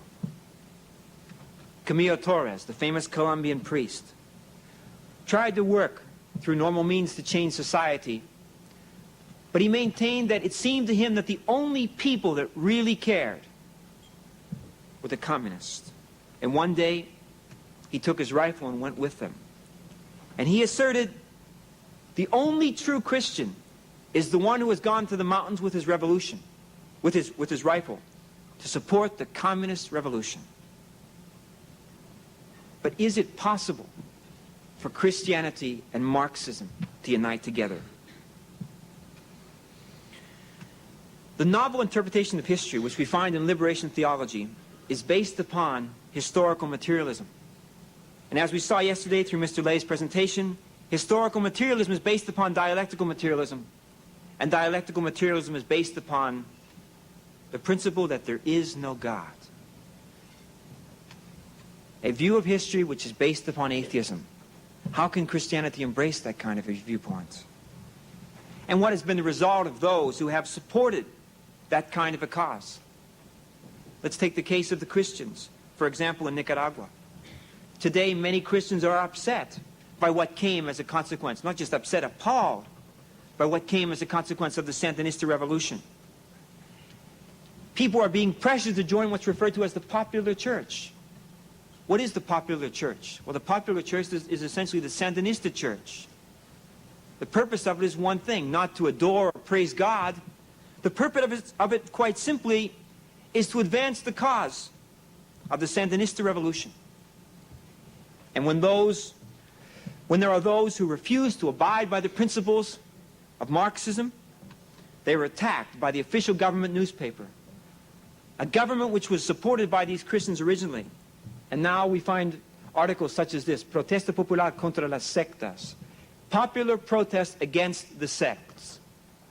When was there a popular protest in Nicaragua? When was there a protest, for example, for the fact that there have not been elections in Nicaragua? When was there a demonstration? There aren't any. This is something which is orchestrated by the government. They're professional demonstrators who are referred to as turbos. now they're attacking the very Christians that initially supported their revolution.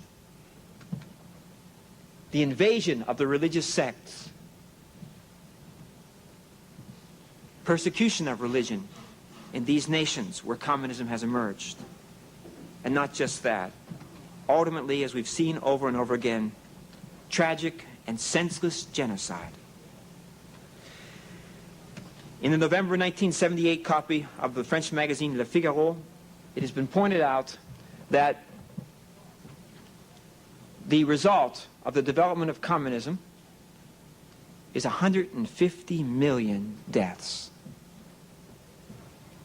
150 million people have been victimized because of communism. And somehow, it seems in the West that so many people are nebulous to this kind of situation. Our priorities are confused. Everyone can become very upset about Klaus Barbie, about something that happened 40 years ago. And at the same time, an incredible genocide continues. Recently, actually, there was a demonstration in New York City concerned about the mistreatment of monkeys and other laboratory animals.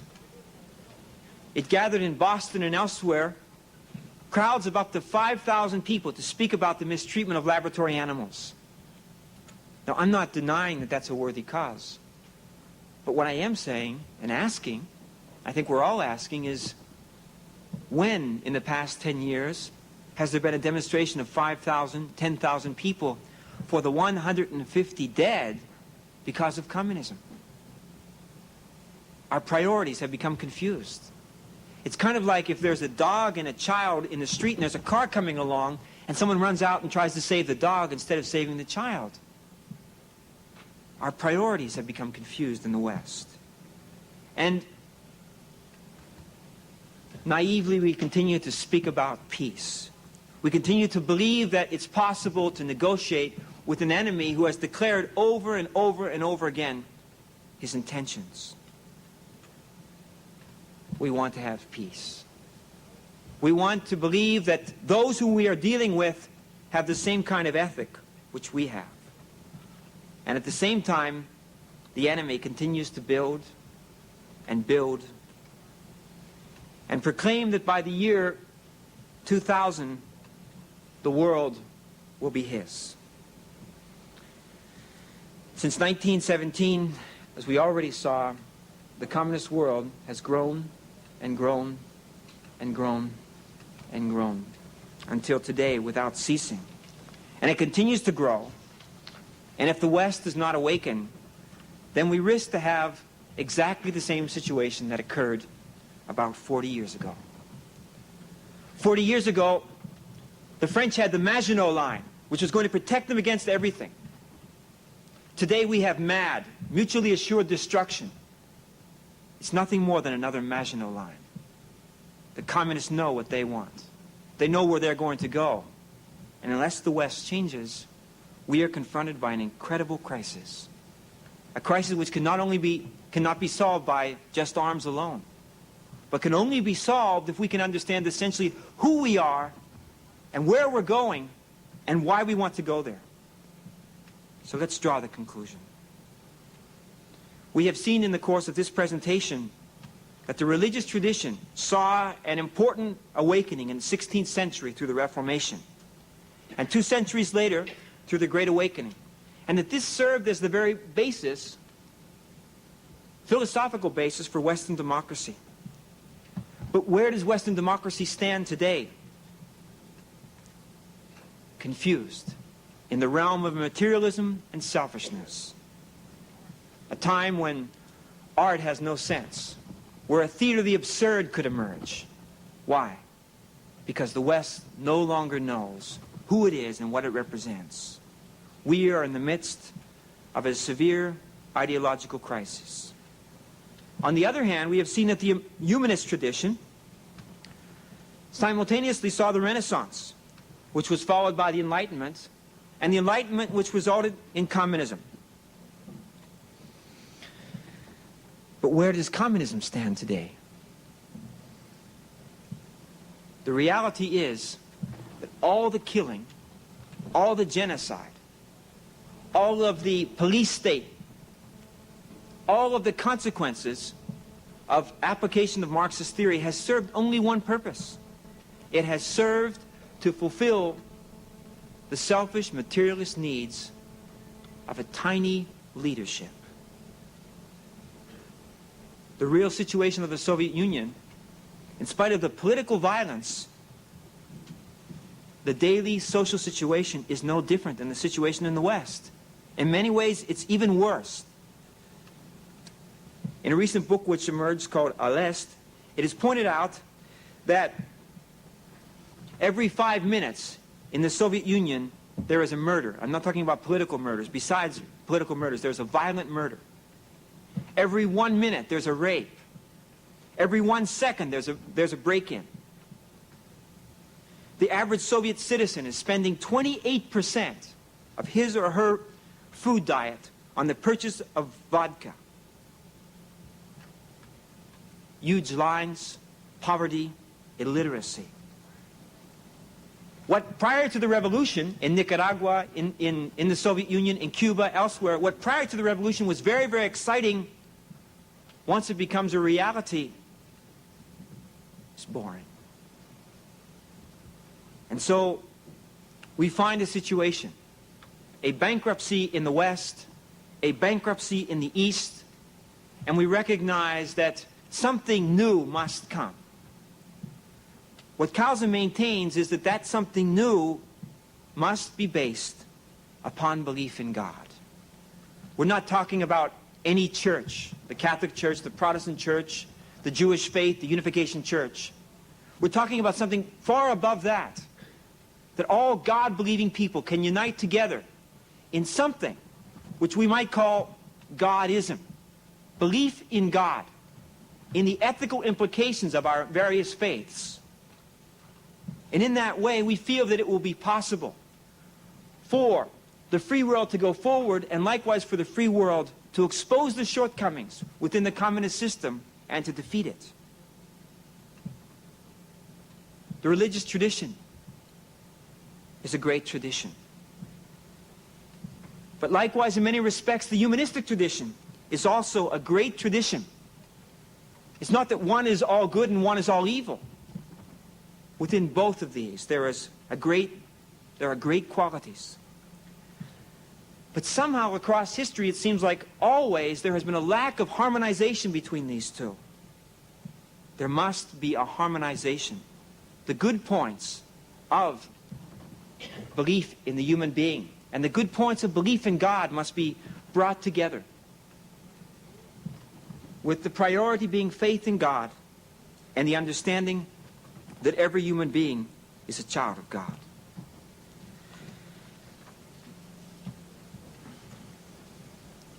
The theory of evolution has become quite popular in the West. And it's not our purpose here to examine the theory of evolution. But one principle within the theory of evolution we have to ask about: random selection. By chance, everything occurred. Is it really possible that by mere chance, this whole process of development occurs, so that ultimately, at the very end of this process of development, one being emerges who has the capacity to relate to all the aspects of God's creation? Is there a dog that relates to cats, that relates to fish, that relates to flowers, that relates to monkeys? No. Is there a monkey that relates to dogs, to flowers, to fish, to all kinds of things? No. But amazingly, at the end of a whole creation, there emerges one being, and it seems manifestly evident that somehow this universe was created for that being, because he can indeed appreciate the beauty of the water. He can appreciate the beauty of the trees and the flowers. He can appreciate horses or dogs or cats or marine life. And he can even appreciate the beauty of the stars. It becomes manifestly clear, if we look around us with heart, that God endowed humanity with a most important role. And that is the role to be his mediator and representative towards the whole of creation. And so we come to a fundamental question. We must ask the question that Marx asked it so long ago. What is a human being? And what is the answer that we in the West must give? What is a girl? What is a woman? From the viewpoint of the Judeo-Christian tradition, every woman is a daughter of God. Every man is a son of God. And therefore, every human being merits infinite respect. It was Mother Teresa who said that the first time that she found a person dying of leprosy in the streets of Calcutta, she was totally repulsed by that situation. But something within her pushed her to go towards that person and to gather up this person who literally was almost in pieces and to carry the person home with her. She says that as she took the person home, she looked in the person's eyes. And when she looked in the person's eyes, she saw Christ. What Mother Teresa saw, we all should see. In every human being, there is something of infinite and perfect value. And that is why every human being merits our respect, our love, and our concern. Why don't we see those things? Because sometimes selfishness, oftentimes selfishness, blocks the way and is the cause of all human problems. As an individual, as we set out upon our course in life, we have a number of amazing options about for whom and how am I going to live my life. One can choose, I'm going to live my life just for myself. Such an individual is selfish. One can choose, I'm going to live my life for my family. And that's already a whole different level. And then we have those rare individuals, such as the Founding Fathers, who commit themselves to the well-being of their nation. And likewise, those who commit themselves to service to the world. God endowed humanity with that incredible capacity to live not just for the sake of themselves, but to live for the sake of the world.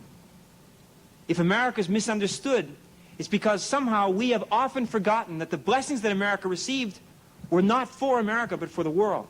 And when America has been applauded by the world, it's when we remember those things. The goodness of America lies there. When America could understand her responsibility to the world and demonstrate that responsibility, the world had to respond to this nation and recognize that America is a great nation. We are all the children of God. Some 23 years ago, in his inaugural address, President John F. Kennedy pointed out that we must reach out to the hungry, to the starving, to those who find themselves in miserable conditions in the world, not because of fear of communism, but because it is right. And the reason that it is right is because we are all members of a common family under the fatherhood of God.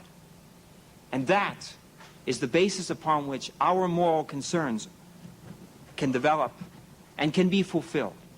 Thank you very much.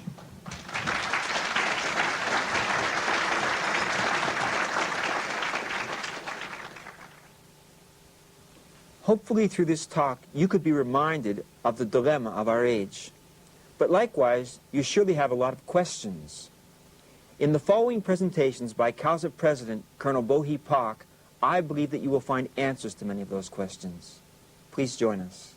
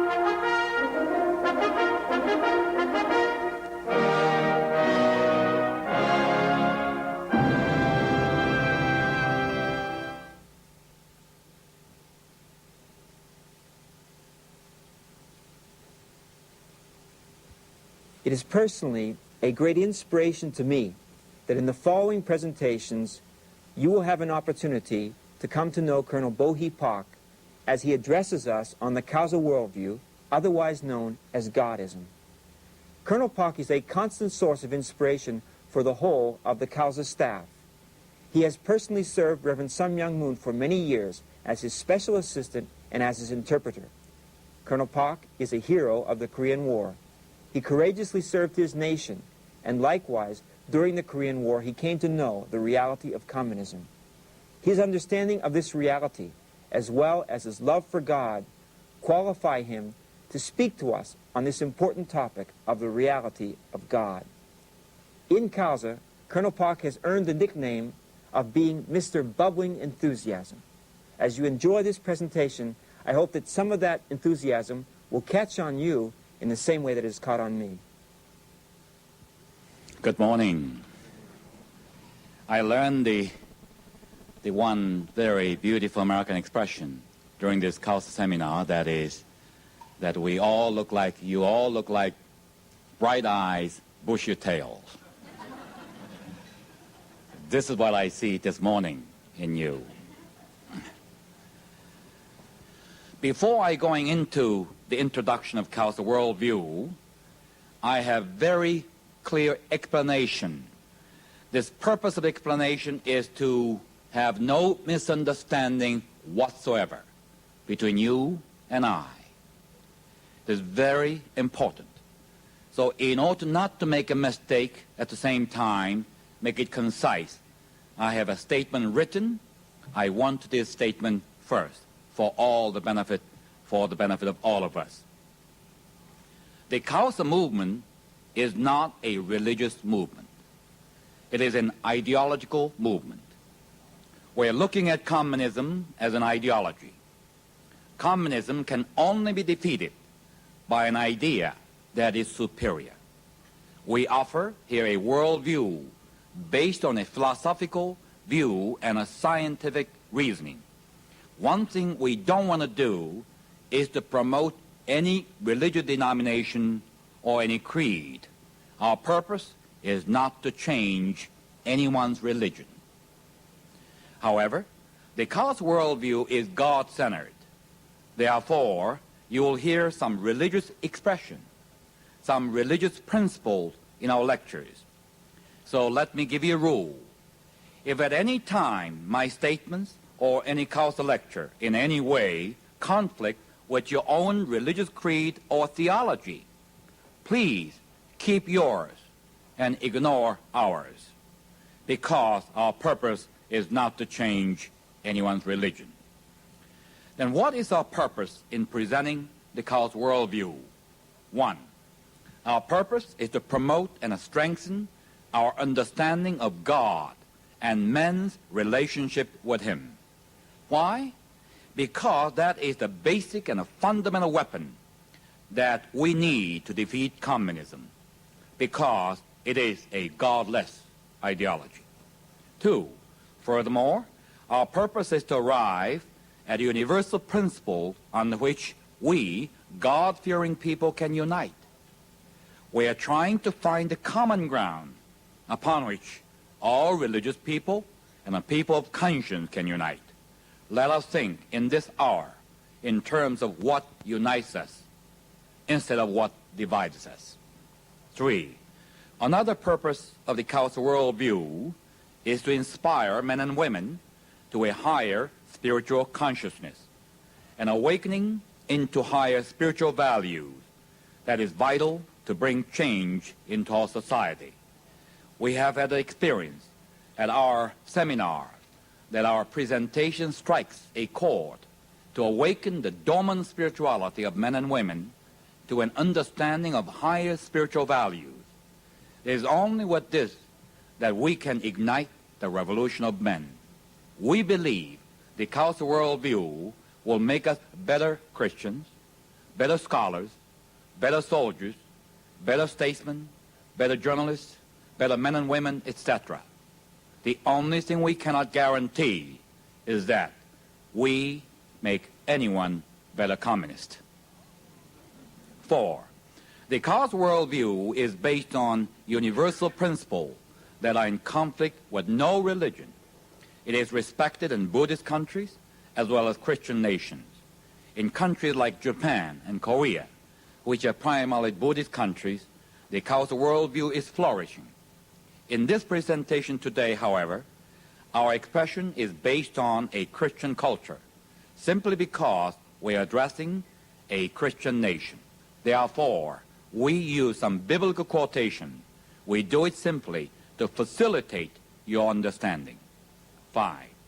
We speak frequently of God, but there are people in our audience who may not believe in God. What does a God-centered worldview have to do with them? We are not excluding anyone from joining CAUSA as long as they are men and women of conscience, believing in moral and ethical principles.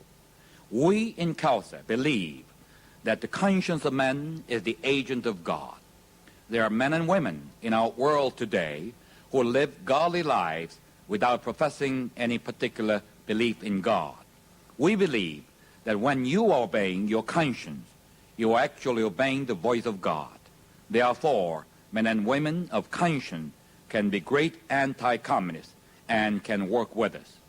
These are the basic 5 points I want to make before I begin my presentation. Light, please.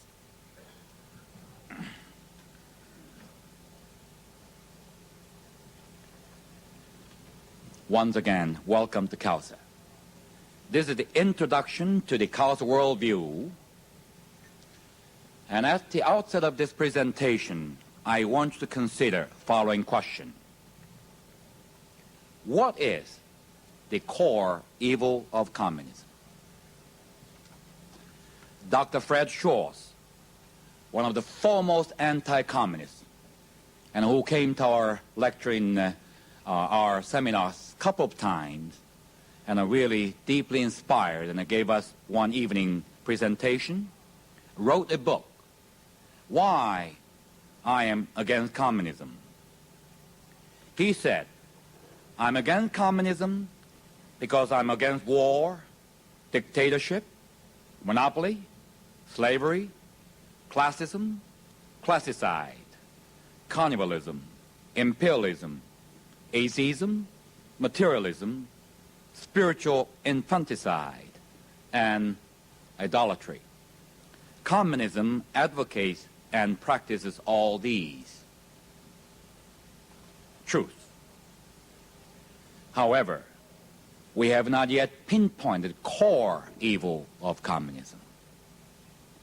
The many people say the core evil of communism is the deprivation of freedom. And other people say the deprivation of private property and deprivation of human rights and their goal, totalitarian goal for conquest.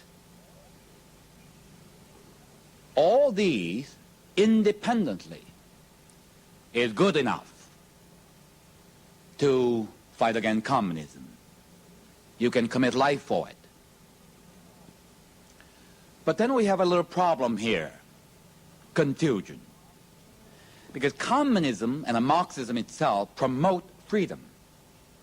As I said, Karl Marx, his original, the motivation to come up with a new ideology was the realization of freedom. When you go to Central and South America, the communist guerrillas come to the peasants. Instead of taking away their property, they're actually promising the property, saying, just join with us now for revolution. Once we succeed, the land, all the land you see, the great houses you saw, it will become all yours. Furthermore, today, no one is promoting more loudly than communists about the human rights.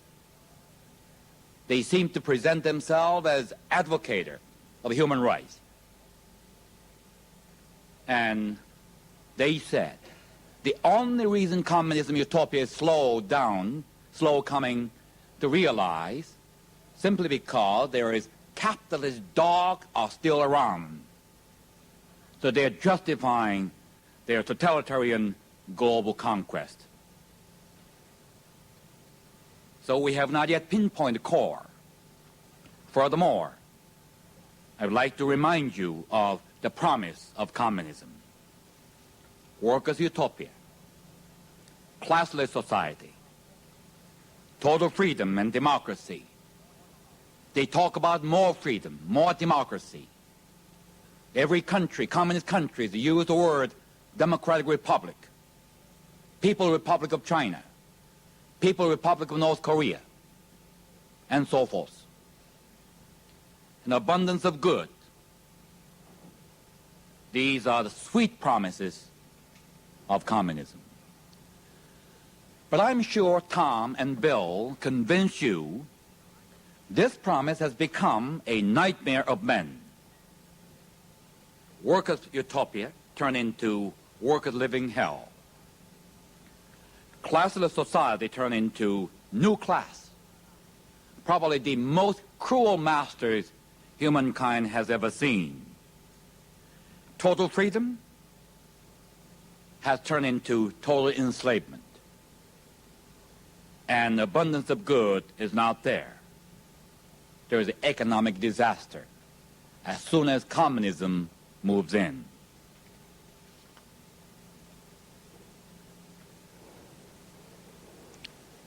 What is the core evil of communism? The communism is like a giant tree, the tree of evil, with the great numbers of branches, which we saw, examined yesterday and today. We ask, what is the root? You think for a moment. The CAUSA worldview, we conclude the core evil of communism lies in the denial of the existence of God and denial of the eternal life of men. The core evil of communism emerges when the denial of God and the denial of the spirit of man become state policy. When there's no God, there's no absolute value. Man is responsible to no one. Therefore, man takes law into his own hands. Man becomes God. This is what communism is all about. They want to kick out God from the planet. They want to pose themselves as God. They want to become God upon humanity. When state denies eternal life of men, men will become totally responsible. Why should they be responsible? Men sets his own value. There is no such thing, absolute value. Everything relative. What the leaders say has become a law. When Lenin said, any social labor that contributes to the revolution has value.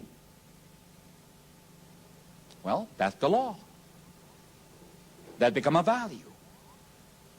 The anything other than the labor that contribute to revolution is their reactionary, the enemy, deserve to be exterminated. Man does anything without suffering consequences. This is what the communism is all about. Suppose anyone here go out, shooting everybody, suffer no consequences, get away with it. What kind of society we are going to get? The communism is like a gangsters come upon our face of the earth, and shooting everybody. This is what's happening today. This is happening because they do not believe in God, they do not have God, they do not have their concept of eternal life of men. State, atrocity, barbarism rule. When there's no God and no eternal life of men, I tell you, state become a beast. This is what the West today do not understand. I always said the Americans are almost too naive to deal with communism. This is the problem. You are too good to deal with communism. As much as you cannot reason together with the beasts, bears, snakes, it's totally impossible to reason together with communism because their morality is not the way we think. There's no common rapport. Furthermore, they're in a way worse than the beast.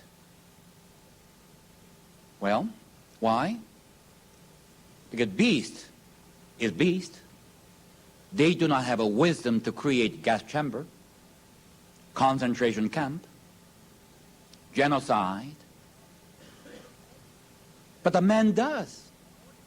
Because men, motivated in evil, yet use the same wisdom God endowed upon man, used for their own evil. So they can kill, they can lie, they can extort without any one bit of conscience hurt. The famous line, Machiavellian line, the end justified the means. Lenin took it, perfected it.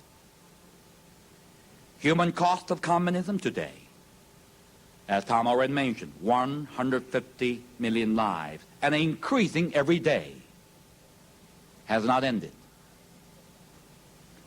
Last 10 minutes I spoke, already I want you to understand that the 44 lives, innocent lives, got killed. Because in order to kill the 150 million people in 67 years, every 10 minutes, 44 lives got to go.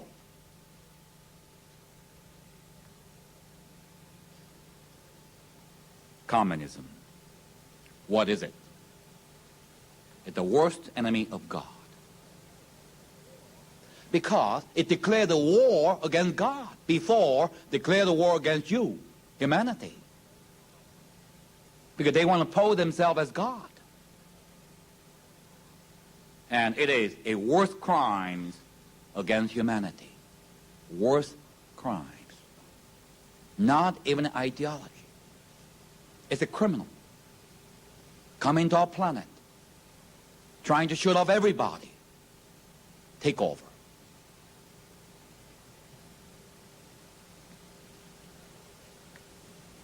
Anti-communism is good, not enough. As I told you in my opening remarks, that the anti would not bring victory. At the best, you can postpone your defeat. You can delay the defeat at the most.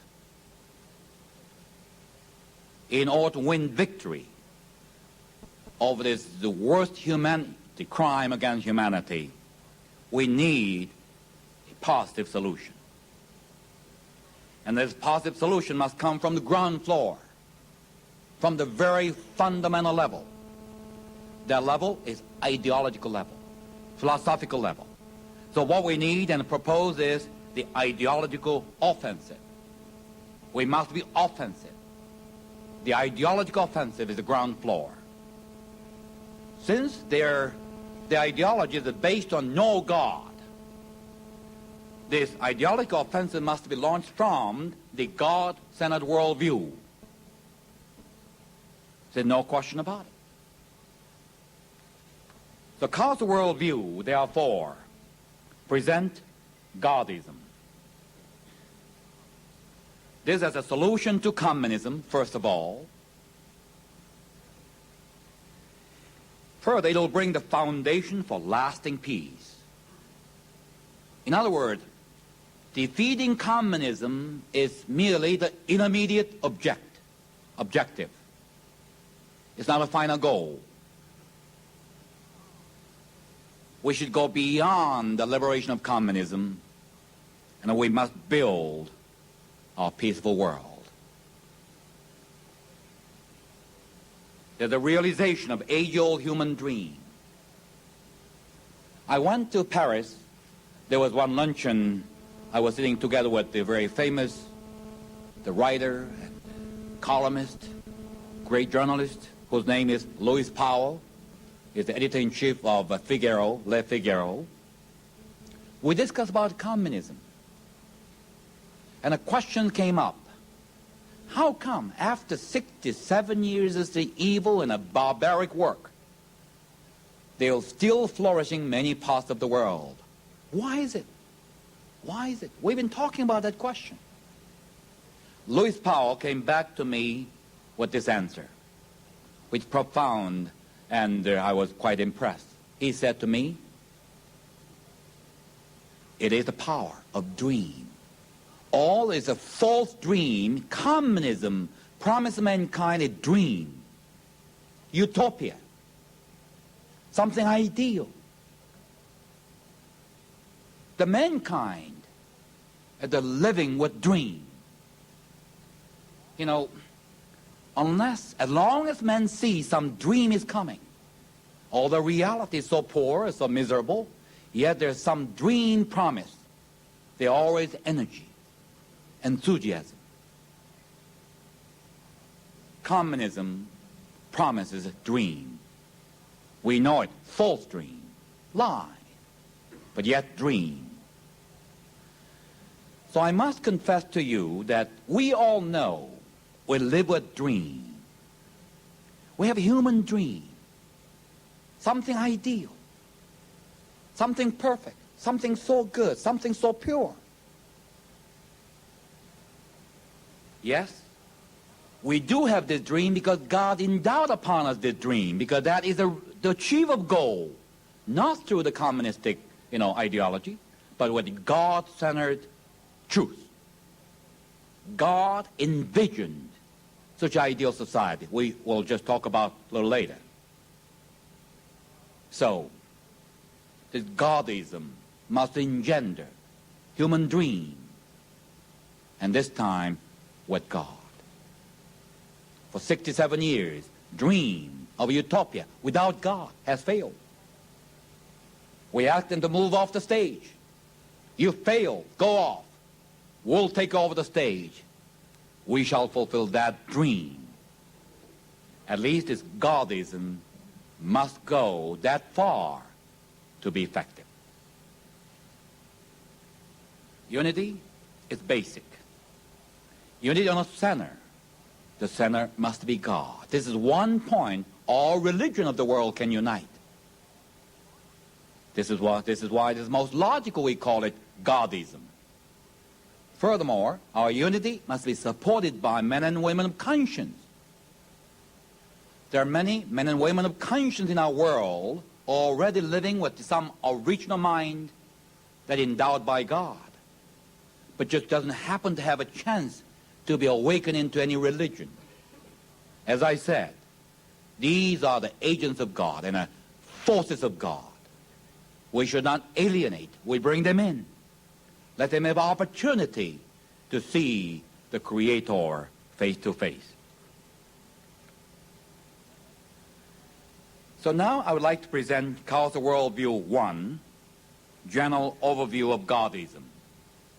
The general overview. We begin from God. In our afternoon lecture, we're going to discuss what the most exciting subject of God and his very existence. Whether God or not. Does God truly exist? This is truly age-old question. But for the argument's sake, at this hour, you and I agree we move this lecture on the understanding, the assumption there is God. Let's say there is God. Assume there is God. then what would be the characteristic of that God? What would be acceptable characteristic you can imagine or you can accept? First, that God must be good God. That God must be almighty. He's a creator. He's able to create man and universe. God must be omnipresent. God must be eternal, unchanging, unique. We're talking about one God. God cannot be mass-produced. It's almost mind-boggling when you really think the God that we are talking about today is the same God who talked to Adam and Eve, who talked to Abraham, Noah and Abraham, who gave a 10 Commandment to the Moses, who spoke to the Virgin Mary, who spoke to Jesus. The same God we're speaking today. Any God is answering to your prayer, the same God. And we said that God created the world. He's a creator. Then what kind of world he can create? Good world. Otherwise, he would not create. Good God and perfect God can create only good world. And furthermore, we miss many times this point. He creates the world in perfection.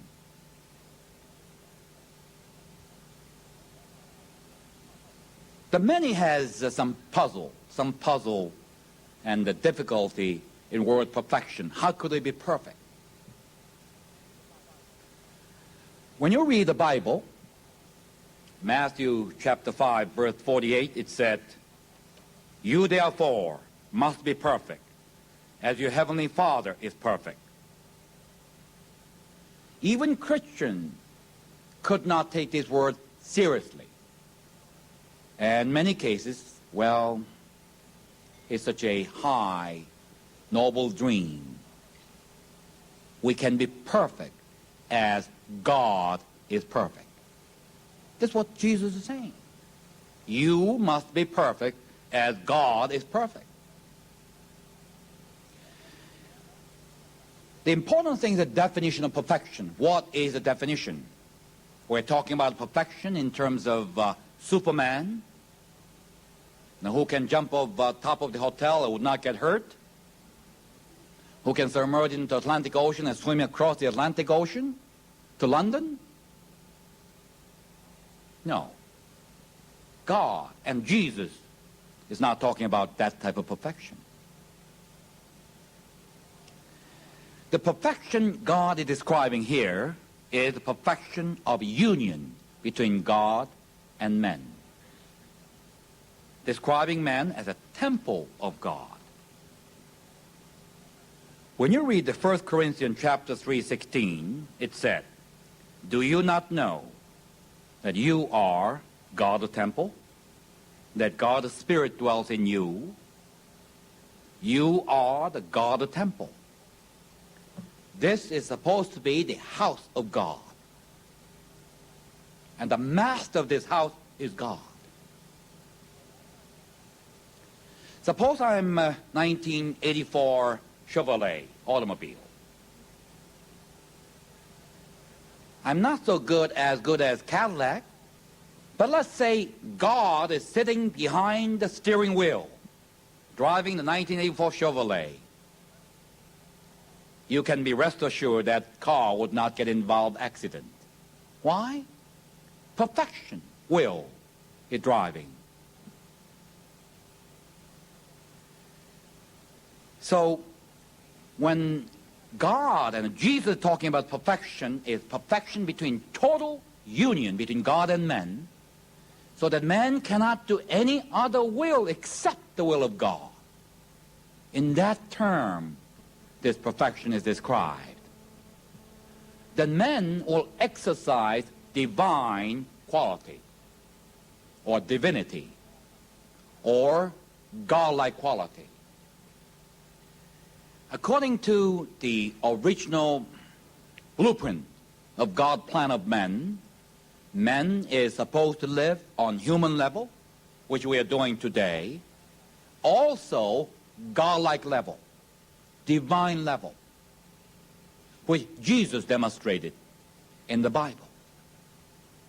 And Jesus presented himself as example to the mankind. Jesus is like a goal. Our goal, we can reach that level, which means we can all live God-like quality or divine quality of men.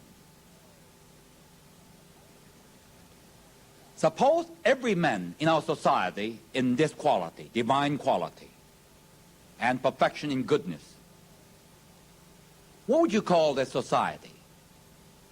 Ideal society. That's the ideal of God. This actually the promised land, utopia on earth.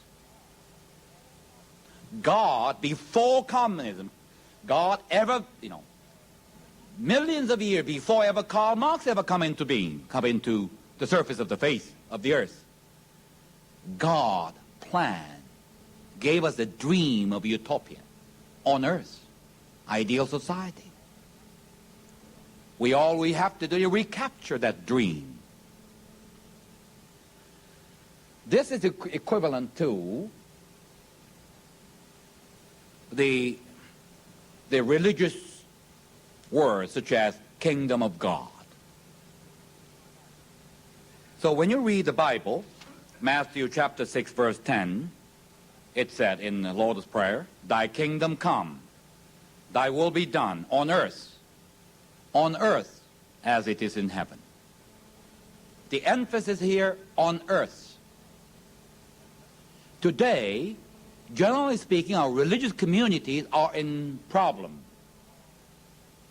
because the belief, it generally engenders the hope for afterlife, heaven somewhere, my heaven. Well, I'm destined to suffer here on earth, but I have my heaven. This is, in a way, very dangerous concept in defeating communism. This tends to abandon the earth. You become otherworldly. Well, we may suffer. There's a lot of sin here, crime going on, but my heaven is upstairs. Let's work at it. But the important thing CAUSA worldview trying to convey is this. God indeed prepared heaven for you upstairs. But God first created his heaven on earth. Unless you reach the heaven on earth, you shall never get there. We shall create our heaven and live heavenly life on earth. Then you shall be inherit that heaven in heaven. Whatever you bound here on earth shall be bound in heaven. Whatever you lose here on earth shall be loosened in heaven. Don't ever expect you go to heaven, just endure and suffer here on earth. On the other hand, communism is coming after the earth. Their goal is to take over the earth. They don't have heaven. They're trying to create their utopia here on earth. Their drive and a desire is so strong to take over the earth. Under the circumstances, in this competition, they shall win. Until all the God-accepting people will say, "You, Mr. Communism, get out of this sight. This is God-created earth. It's a godly nation. God gave this gift to all of us children of God. We shall perfect this earth into heaven. You have no business down here." Unless we take this absolute stand, God-accepting people, we eventually lose this earth. And I tell you, we have no place to go. This is ideal. blueprint. But unfortunately, what we see around us is not that so ideal. The reality is harsh, severe, heartbreaking. We have lots of evil around us. This is the reality we cannot deny. Evil has started from corruption. From the very beginning, the outset of human history, men became dishonest and faithless. Corruption crept in. This brought the separation between God and men. As I said, perfection is the union between God and men. But this corruption brought the separation between God and men. So what happened? The men, ever since this separation, live in a spiritual blindness. This is the problem of our world today. We live on earth with the spiritually blind. On the airline to Europe, I got this. And it reminded me of something, so I brought it to me. That believe it or not, everybody today live with the blindfold. Spiritually blind. Because of the spiritual blindness, selfishness came into being. We talk about that more, about selfishness, tomorrow morning. Out of this, we created evil society. And instead of utopia on earth, we have hell on earth. One minister told me some time ago that his experiences, that one congregation member came to him and said, you know, I really so afraid to die, Mr. Minister, because I'm so afraid of hell. I maybe ended up in hell. The minister told the man, don't you worry. You already got one. No matter what today, we cannot deny there are a lot of hellish things going on in our world. We have living hell on earth. This moment, so much crimes being committed, so much killings every day, even other than communism, even our own society, in this particular city of ours, it's not so perfect, it's not so good. What I'm trying to say, far before the encroachment of communism, evil pervaded here on earth for many thousands of years. All the communism did, it coming to the last day, perfected that evil. Communism perfected that evil to the degree that denying the very existence of God.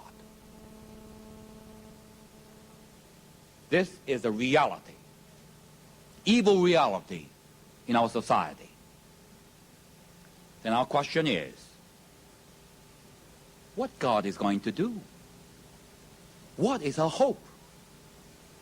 If God is helpless, He's going to abandon us? If He does, then we do not need this CAUSA seminar, because we're not gonna change the world around. We must know God's plan. Where is He? What is He doing? And what is He going to do? Let us read one more verse from the Bible. Isaiah chapter 46, verse 11. I have spoken, and I will bring it to pass. I have purpose, and I will do it. God has spoken, ideal world.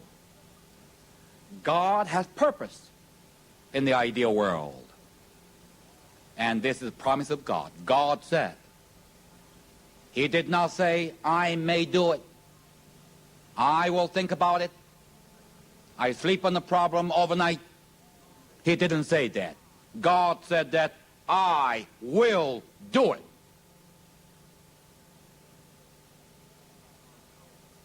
The will of God, therefore, the ultimate realization of his original ideal. Already we have described the utopia on earth by bringing this evil society into the original form. We call this process restoration. God is going to restore this world into his original ideal. That is the hope of men. That is our ultimate hope. This is our ultimate commitment and enthusiasm is coming from. The restoration can be described as recreation. Recreate. Suppose you have a television set, color set you bought, but a certain, things went wrong and didn't work properly. What would you do? None of you will throw the television set away. No. You take it to TV repair shop. Probably get the 1 or 2 bulbs changed. Then it will function perfectly. You call it the mending process, your repair process. You repair into fullness. In a way, God is going to repair, recreate the portion that went wrong into wholesome perfection. Not too many things went wrong in his creation. God created first day to 6 days. All the creation prior to 6th day, up to 5th day, all the creation, such as heaven and earth, such as nature, animal, rivers, the fish, bird, flowers, trees. Nothing went wrong. Nothing wrong with that. All perfected as God originally envisioned. Nothing wrong with that. The 6th day come along. The man is created. Something went wrong right there. But not great deal again. God missed one more eyes? Or one more hand? Not at all. Physiologically or biologically, what you see in me and in you is perfection of men and women. Men and women are beautiful creation. What went wrong was one very vital part. Spiritual part of men. This is where men deviated, blinded. Couple of bulbs in our brain doesn't work. They're burnt out. So what God is trying to do, repair, replace that burnt out bulbs. Then we'll be awakened into whole spiritual reality. Then we're going to begin the whole new ball game. That's what I'm trying to say, recreation. This is the overview. This is the overview.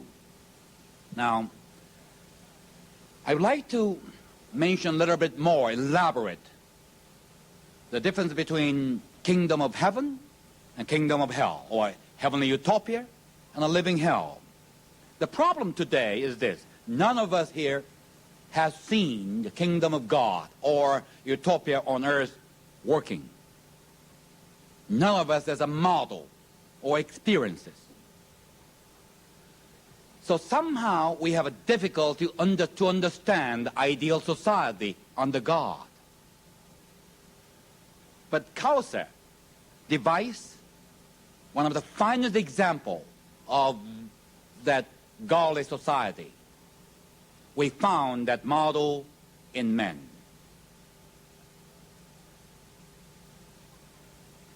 The men function with brain and nerve.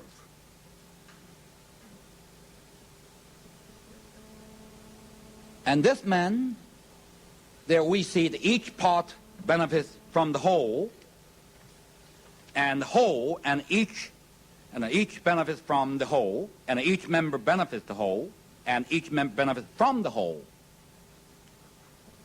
What we see in the characteristic of our body, everything is working together, working for the benefit of the whole. You cannot separate the purpose of arm, leg, head, eyes. So the for good experiment is this. Why don't you pinch your right arm real hard, pinch. Right arm doesn't say anything, but your mouth say ouch. Why is that? The mouth has anything to do with right arm? Yes, it does. Because we are together, benefit the whole, and receive the benefit from the whole. We are going to have a great lunch. These two hands are going to work very hard. But after the lunch, what the two hands get? Nothing, not even a 1 penny tip. Complaining? No. Because mouth and digestion system and the stomach distribute that particular energy to all parts of the body. So this is the kind of function we see in our body.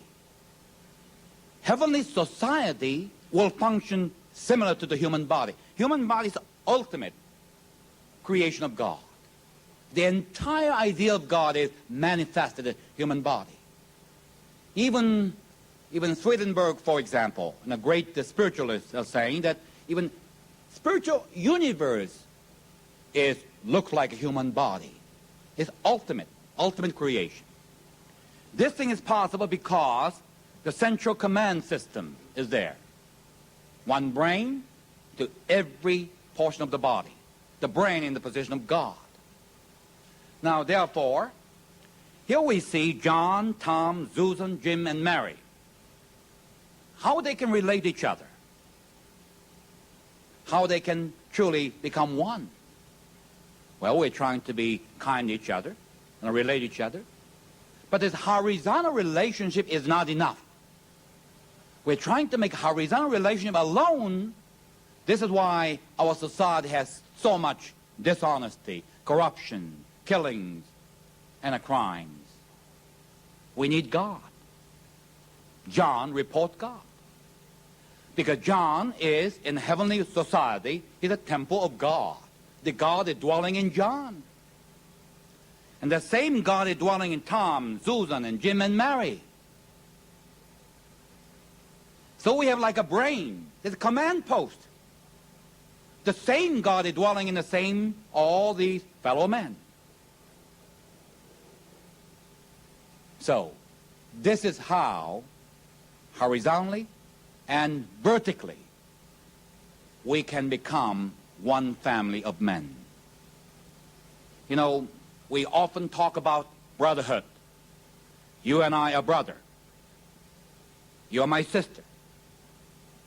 How can we? What is the definition of brotherhood? The brother means that we recognize one common parent above us. Unless we recognize and truly the one common parent above the mankind, we cannot become a brother. And we cannot become one family of men. The problem comes when this brain is separated from the body. The purpose of whole, in this case, was lost. Men become selfish. Some time ago, I went to one hospital in Christmas Day to visit some children in the hospital. Some years ago, I had these experiences.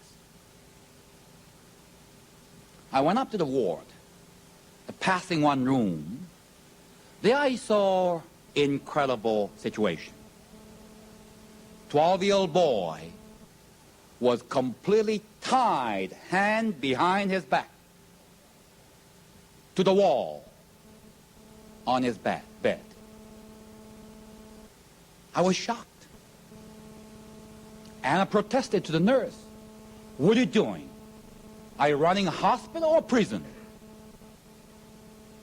Nurse smiling and said, telling me, and you just don't understand. Listen to me.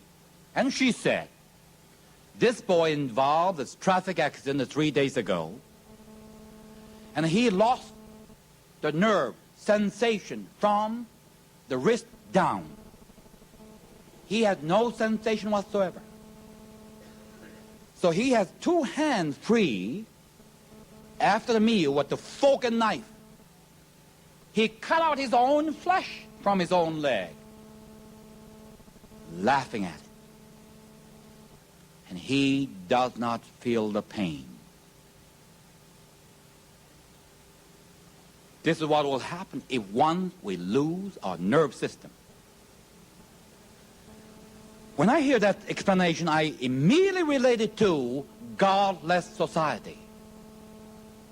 Society that lost God is like the body lost the brain, connection of the brain, the entire nerve system paralyzed. So we can kill each other, we can hurt, we can curse, we can do all kind of evil against each other, and we do not feel the pain.